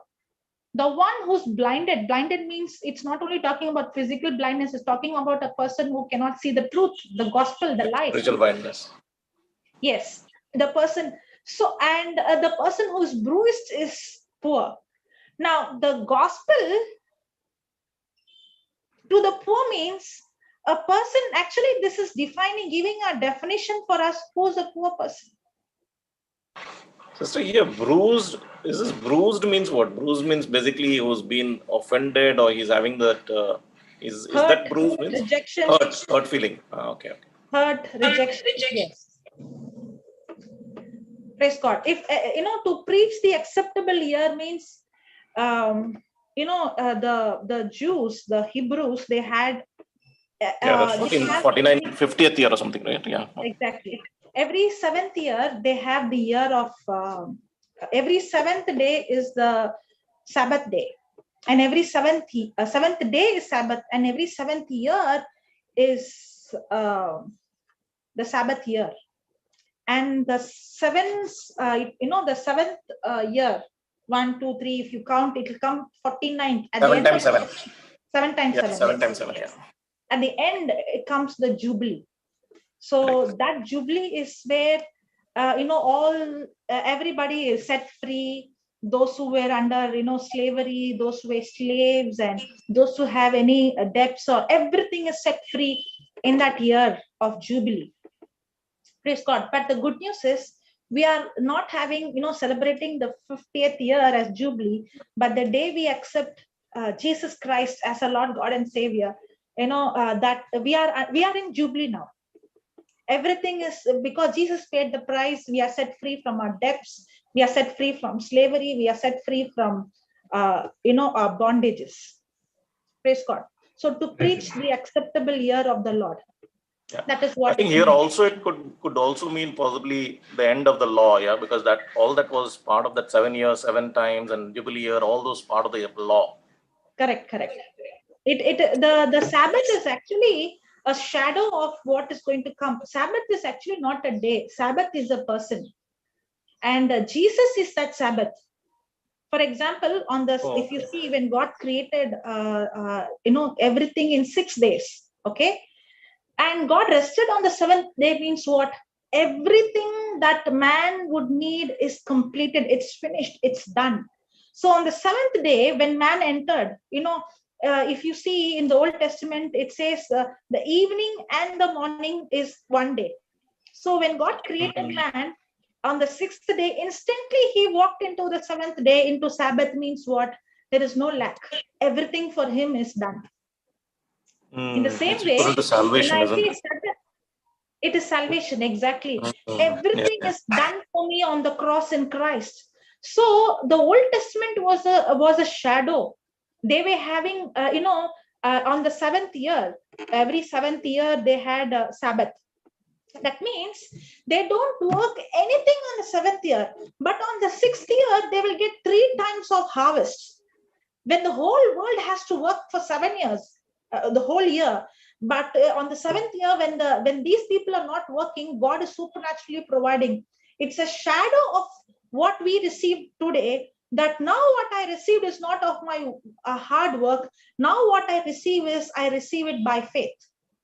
And Sabbath is not a day. Sabbath is a person in Christ. Everything that I need is given to me. And that is the year that we preach, to preach the acceptable year of the Lord.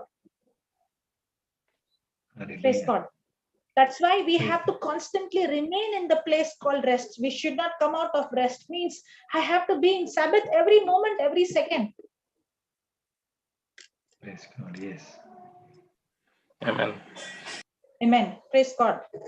Thank you, Praise Jesus. That is the teaching on entering into rest. In that we can, when we go on to that teaching, we can go even learn even more in depth about that rest.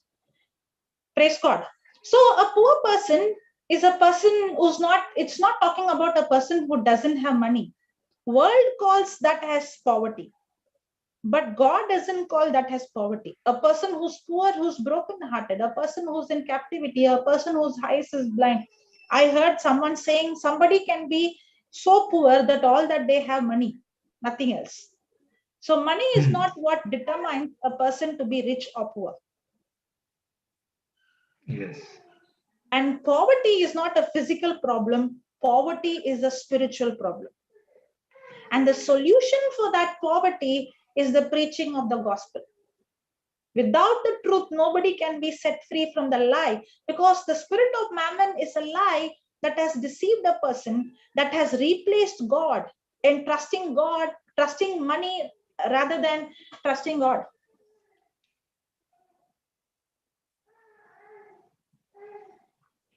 Praise God. Praise the Lord. Thank you, Jesus. Thank you, Jesus. Yes. Is there anything else to be added? No, sister. Thank you so much. Praise God. Praise the Lord. Yeah. So that's why when we see a problem, we always see a problem in the physical. Just like when you see a tree, you don't see the root, but actually the root is what is going to supply the the nutrition for the tree. In the same way, when we are going to deal with a problem, we should always look at the root cause of the problem. The root is the unseen. So poverty is not a physical problem, no money problem. Poverty is a spiritual problem. Okay, so we have to write about, I think, the spirit of poverty. Did we write that? No, not yet. Okay. The spirit of poverty, this spirit of poverty causes us to be ashamed,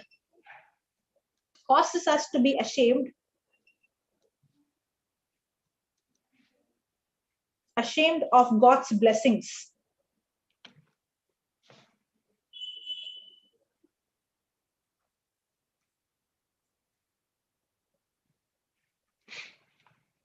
And it puts us in a state,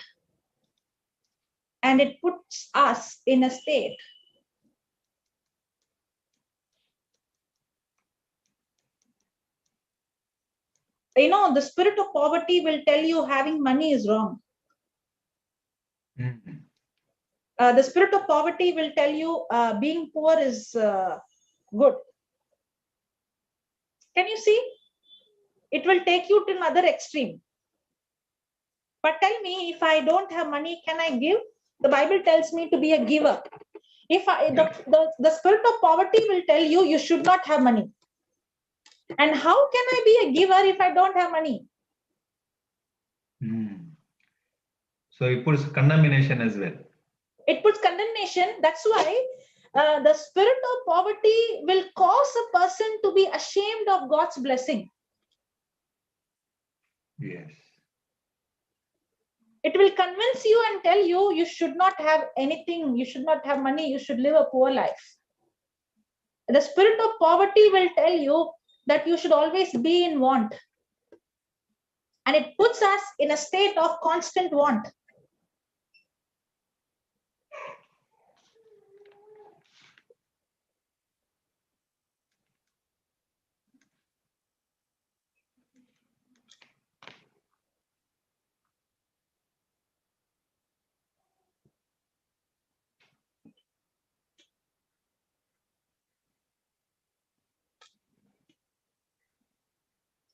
Two Corinthians, can you put that, brother? 2 Corinthians 9:8. 2 Corinthians 9:8. Yeah.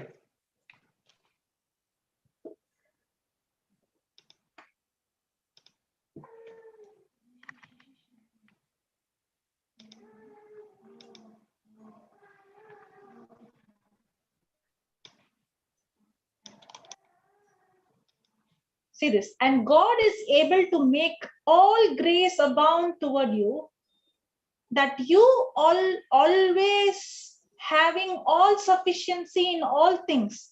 So what is the Spirit of God telling us? That we have all sufficiency in all things. Why? See, God has blessed us not to live a selfish life. Now, Mammon will tell you, don't give, keep it. Okay? And God has blessed me with all sufficiency. Why? Sufficiency in all things may abound to every good work, so that now I can be a part in every good work. I can be a giver. But the spirit of poverty doesn't want this to happen. The spirit of poverty will convince me and tell me that I should not have money. It will put me into condemnation. It will put me to shame to have money. And so that now I will always be in a state that I will always be in need. I want money. I don't have money. Now again, I make money as my God and all the time thinking of money, and I'm not able to, be a blessing. Can you see how deceiving the spirit is? One side, the spirit is causing a person to be greedy, to hold on to everything, not give. All this money is yours. Another side, the spirit of poverty will say that, you are not supposed to have money. Money is evil. So that now you can't be a blessing to anyone. Yes. Praise God.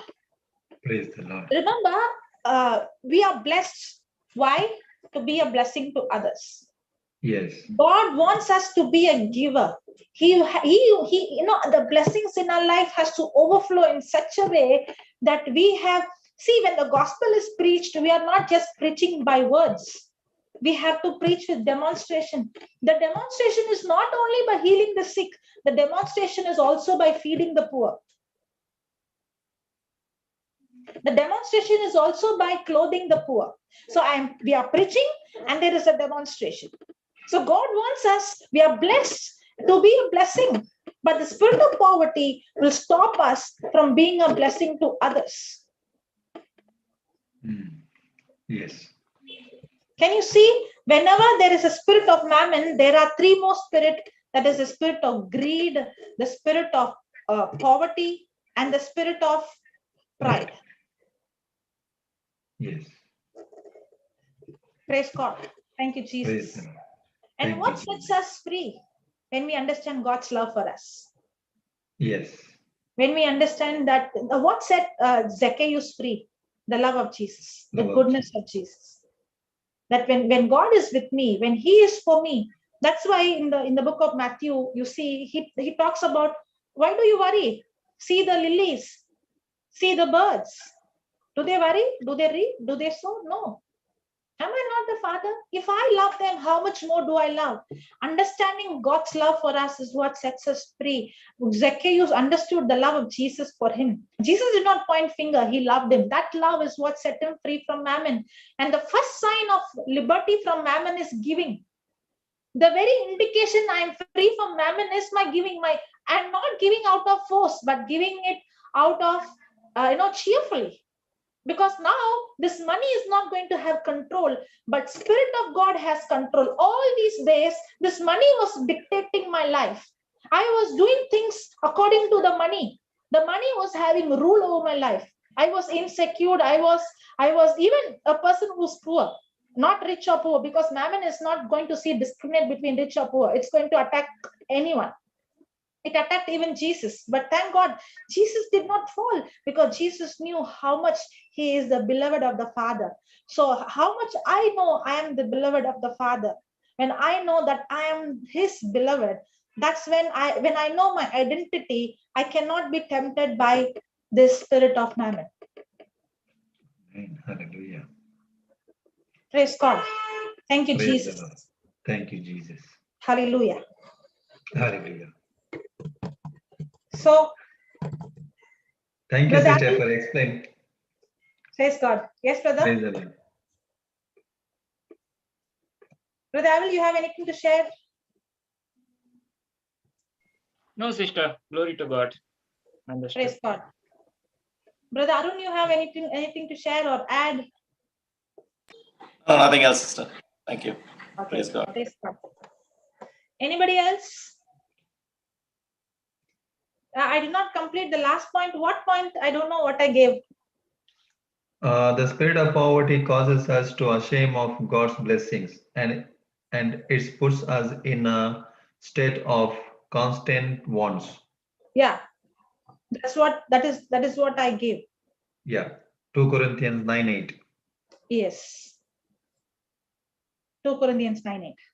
So that spirit of poverty does not want this 2 Corinthians, you can write down if you want for your understanding. The spirit of poverty does not want 2 Corinthians 9:8 to manifest in our lives.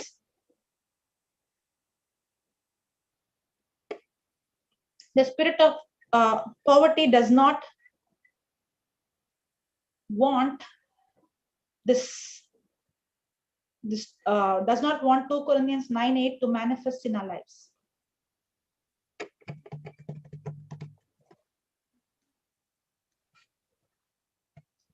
Praise God. Because I have seen so many people who say, if I'm a Christian, I have to be poor. I've seen that. And how can I bless others if I myself don't have to eat? How will I give somebody else to eat? How No if way. I'm lacking, how will I give somebody else to shelter to stay? Yes, no way. How can I give if I don't have? God doesn't want me to be in lack. God wants me to be that's what God want me to be exactly what the scripture says. God wants me 2 Corinthians 9:8 to manifest in my life. Yes. He wanted me to be able, to participate to in every good works. He want me to be so abundantly blessed in all things, so that I can abound in every good works. I can give in everything. Can you put that scripture and compare, brother? We can see how it is in different translations. So we'll 2 get Corinthians a better. 9:8. Yes. 2 Corinthians 9:8.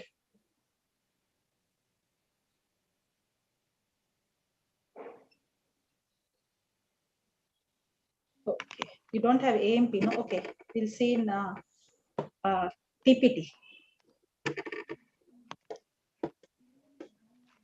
Yes, God is more than ready to overwhelm you with every form of grace, so that you will have more than enough. This is exactly what the spirit of poverty doesn't want to happen.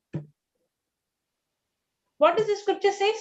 So that you will have more than enough of everything. Why? Not to live selfish. Spirit of Mammon will say you have to have more to keep it. See, you should understand the difference.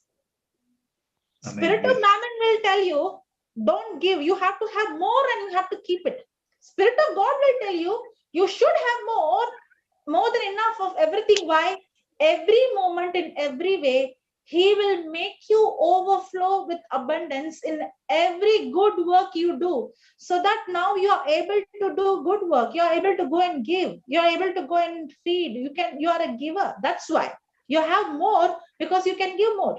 But spirit of Mammon will tell you, don't give, keep. And spirit of poverty will tell you, you should not have. If you have, then it is a curse. Praise God. Praise the Lord. That's why the devil will always take scriptures out of the context, and it will say Jesus told the rich man to go and sell everything. You have to sell everything. If you're rich, then you can't enter heaven. Then Abraham cannot enter heaven. David cannot enter heaven. Who can't enter heaven? The one who has replaced God and made money God, Mammon God, is the one who's denied Christ, who has rejected Christ. Yes, praise God. Can we consider Judas? Yeah. Was also being affected by the spirit of Mammon? Yes, brother. That's why even when that woman with that alabaster oil, I was thinking of that. He immediately, you know what he says? Why are you wasting your money? That's exactly what Mammon will do. You know why he said that? Because he wanted the money. Yeah, correct. It was Mammon that the spirit of Mammon that deceived Judas. That's why he betrayed him. Yes, he is also one of the classic example for a person influenced by Mammon. It's a very dangerous spirit. Yes. There are many people. Another person who is asking that, why we need to pay the tax. Then Jesus is asking, show me the coin. And he's saying that whatever belongs to a king, he has to give to king. And whatever belongs to God, he has to give to God. So he's also giving, he's also having the greed there, not the need, greed, because you don't want to give. So Jesus is showing him in another way, and he's giving the answer to the root. Yes. The context there was slightly different, brother. The context there was the Pharisees wanted to trap him. Trap So Jesus. they were trying to trap him by asking about the law. So he basically gave an answer both ways. Okay. Many times the Pharisees want to trap, but Jesus' answer is so full of wisdom. Yes, correct. Hallelujah. Yes, right, but there is a different concept. That's right. Yeah. The context is different. Yes. Praise God. Even I'm not sure about that incident of exactly what, as he said, it was a trap question. Yes. It is. Yeah, it is a trap question. Yes. Yeah. Praise God. Praise God. Hallelujah. So, anybody else? Praise God. Praise God. Praise God. Joselin. Yes. Good afternoon to all. I just want to give a very short testimony. Okay. I was also a person. Joselin knew it. She can give the detailed explanation. I used to be in control of the spirit of Mammon, and life was. I got when I went into tragedy, when I went into the pain and all, then only I came into God and I was set free, completely set free.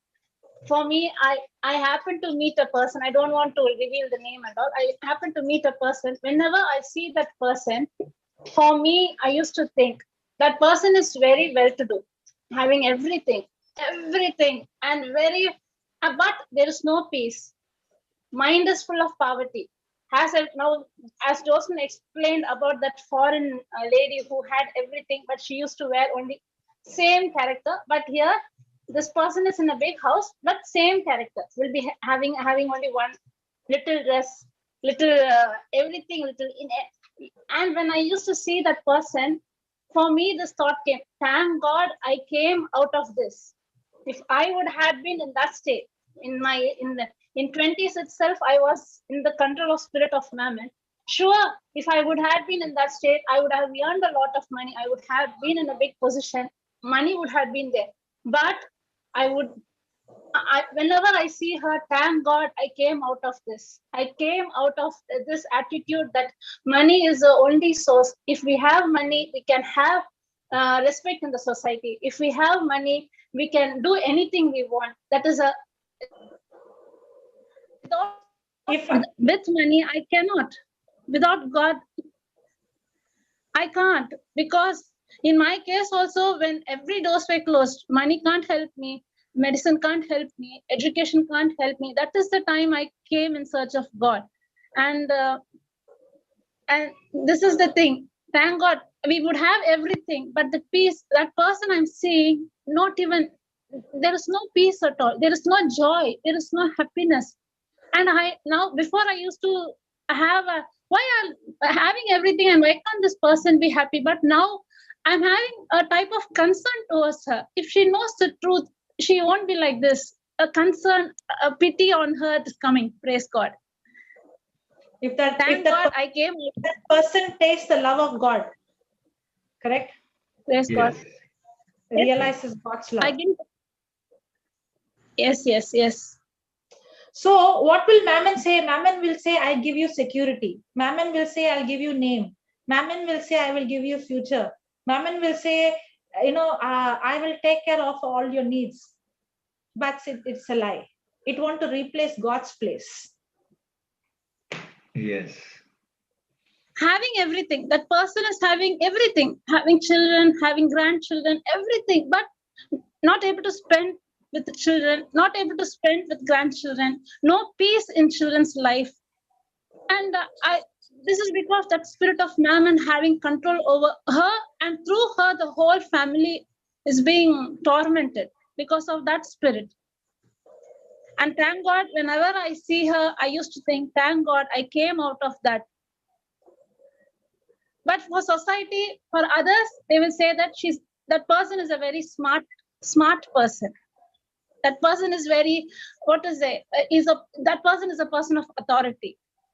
She's very smart. From scratch, that person is able to bring so much. But I know personally, that person is longing for love. That soul is really longing for love. Praise God. Praise God. Praise God. Sister, Anybody else? Yeah. This is just a question. I'm just thinking, when we talk of security, we take insurance. Yeah. Now, I'm just wondering, is it something which is right, or is it because it's something to do with? It's still talk of security, but I'm still not looking at God is my source or God is my security. I am taking insurance, thinking Brother, that I find I security. cannot see with the action. We cannot say whether you are. It is nothing about the action, whether it is right or wrong. It is the heart condition. Yes. Okay. For example, a person can have a credit card. Now, for example, Papa has credit card. Doesn't mean that I'm sure that even it's more for convenience purpose who than. has a credit card who's influenced by the spirit of Mammon, his life is going to be a mess. Yes. True. Yes. Yeah, see, if you see, brother, God has given the talents for the three people. Okay, for one is a 5, one is 10, and one is 1. Is it? Yeah, 10, 5, and 1. Yeah. Yeah. Then Jesus wants them to put their talents, and they'll gain that the profit. And when the boss comes back, I mean, when the man when God comes back, he has handled that the double of that. So that the one who kept that one talent, he hid that one, and when he came and he said that I know that you are a so strict boss, because of that I kept this money and I did not invest it. Then he said, you are the nasty fellow. That's what he answered. Why didn't you put the talents in, and why didn't you make that harvest out of that? So in that same way, I don't think God is, when he's giving something, he's not saying that you switch your brain off. He's saying that, with wisdom, you take the what is it? The step. Yeah. Yes, that's what the moment what it came into my mind, because most of the time we think that, okay, even as your question asked, brother, for the insurance for example, when my mom comes from India to Australia, I have to take insurance for her because it is a government purpose. There is the second is a safety as well, and it is it is a requirement. Sometimes we can't say that, oh, we are not taking it. So it is not that we are taking the crores of money, which is only because of we are taking that insurance, and in our mind that we're thinking, oh, if this plane will go and crash, that we'll get that money. No. It is not that intention. It is the necessity that why we are doing it. Yes. Yes. It is not wrong in taking insurance, but trusting that as a source is wrong. Yes. Praise God. Yeah. Actually, in the new covenant, there is nothing, when I read when God created man, God did not create man with the knowledge of good and evil. You know why? Yes. Because God did not want them to have the knowledge of whether I'm doing right or wrong. God wanted them to be God conscious. Yes. He wanted them to be so much God conscious. He did not want them to have right or wrong. That's why in the new covenant, there is no law, because it's not about right or wrong. It's about I am so conscious of God. So it is all about my heart condition, not about my action. That's why the Bible says you can feed the poor, but if you don't have love in your heart, then it profits you nothing. So Yes. in the new covenant, the action doesn't matter. It is the heart condition. Yes, exactly. Because same thing, and now the Holy Spirit reminded when we asked the same question, Brother Johnson, about the tithing. He said it is not the tithe that you give the 10%, 10%. Yeah. It is your heart condition. It's a new covenant. Everything is a heart condition. So it is doesn't matter that what you actually do. You give 100% or 90%. But even though if you give 90% and only you are giving because of the namesake to make yourself famous, then there is no point. Your heart is already condemned you. No, condemnation is there already in your heart. But even though if you give the 2%, but you are giving with the cheerful heart, that is which he wants. That is what he wants. To see A your person who is fearful will never give 2%, brother. That's Actually, right. in the new covenant, by default, we keep the law. Our focus is not on keeping the law. In fact, we do much more. A person who's doing out of love will never give 10%. The person will not have a calculation. Okay, this is exactly Yes. how I do. It will be always beyond that. Because when you're doing out of love, it's very different. Exactly, because love there is no barrier. There is no only the there is no rules, set rules for the love. Love is like this is a vast. It is unconditional. So everything is yes unconditional in New Testament after Yes. Jesus.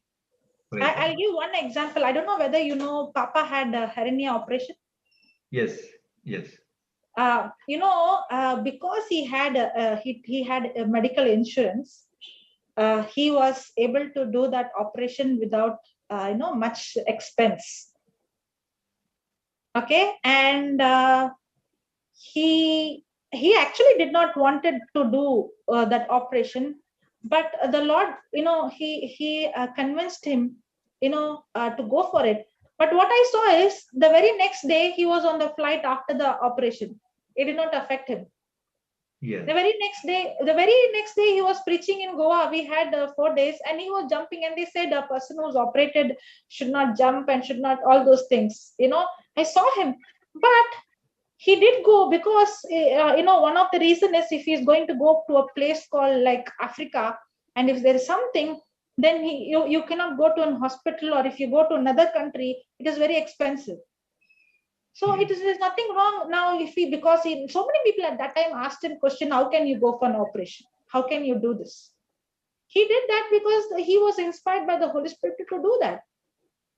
Yes. So there is nothing wrong. Yeah, sister. Yeah, brother. Because the Bible doesn't say that you don't go to doctor, because in Sirach chapter it says that doctors also, he's the one who created doctors, nurses, and But do you trust the question is, do you trust the doctor as a healer, or do you take God's word first, or do you take the doctor's word? Who's ruling you? The doctor said this is ruling me, or God said this ruling me? See, that's the question. Either we go this side and say no doctor, no medicine, or we will be this side saying completely we go into worry and fear, and we allow the doctor's report to control. I have to use my wisdom, but at the same time, my trust should be on God and His word. Praise God. Yes. Praise the Lord.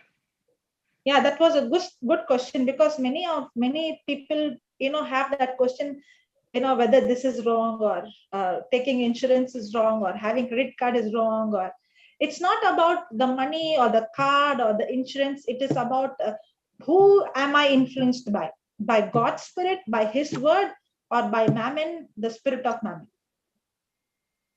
Praise the Lord. So ultimately that real, if you go more deeper, I don't know, it is my point of view, it is depend on your faith. Whom I trust. Whom I trust. If you see that woman who is struggled with 12 years of bleeding issue, the issues with the blood, she spent all her money, but that whatever she spent did not help her at all. But only when she stood on faith, and when she took that step with faith, and when she went and touched Jesus's garment, that one touch healed her, but not her any policies or whatever the doctors. So it is totally heart condition. So she heard about Jesus, and she took the step out from her house. So it is faith. So ultimate answer is if the faith heart condition.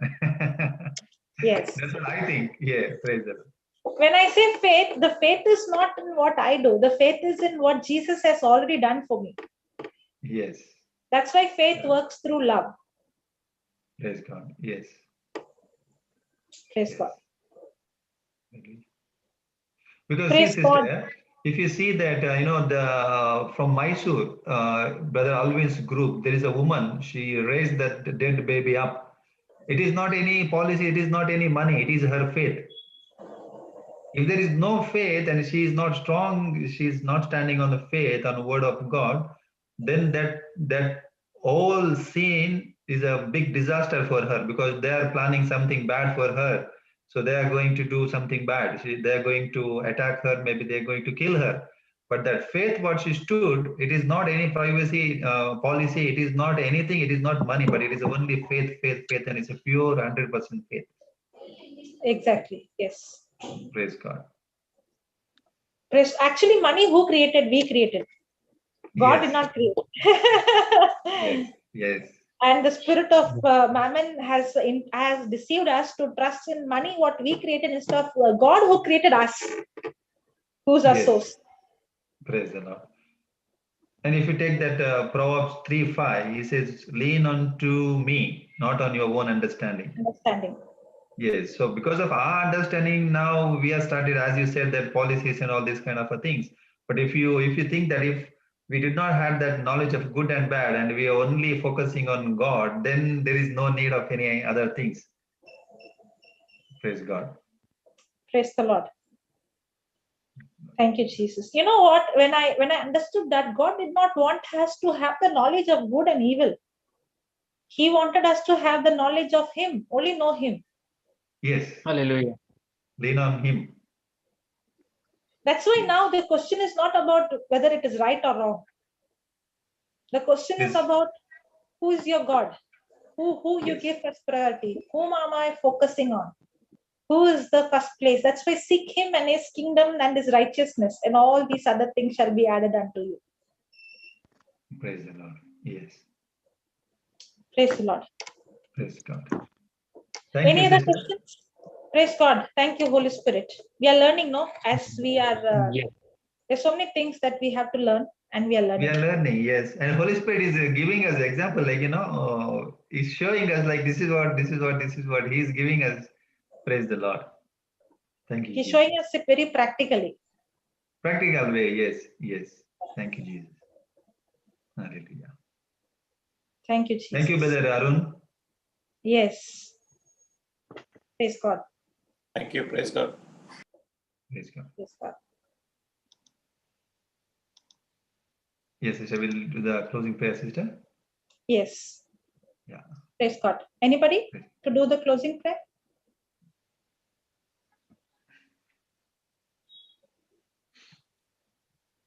Sister Marina or Brother Arun?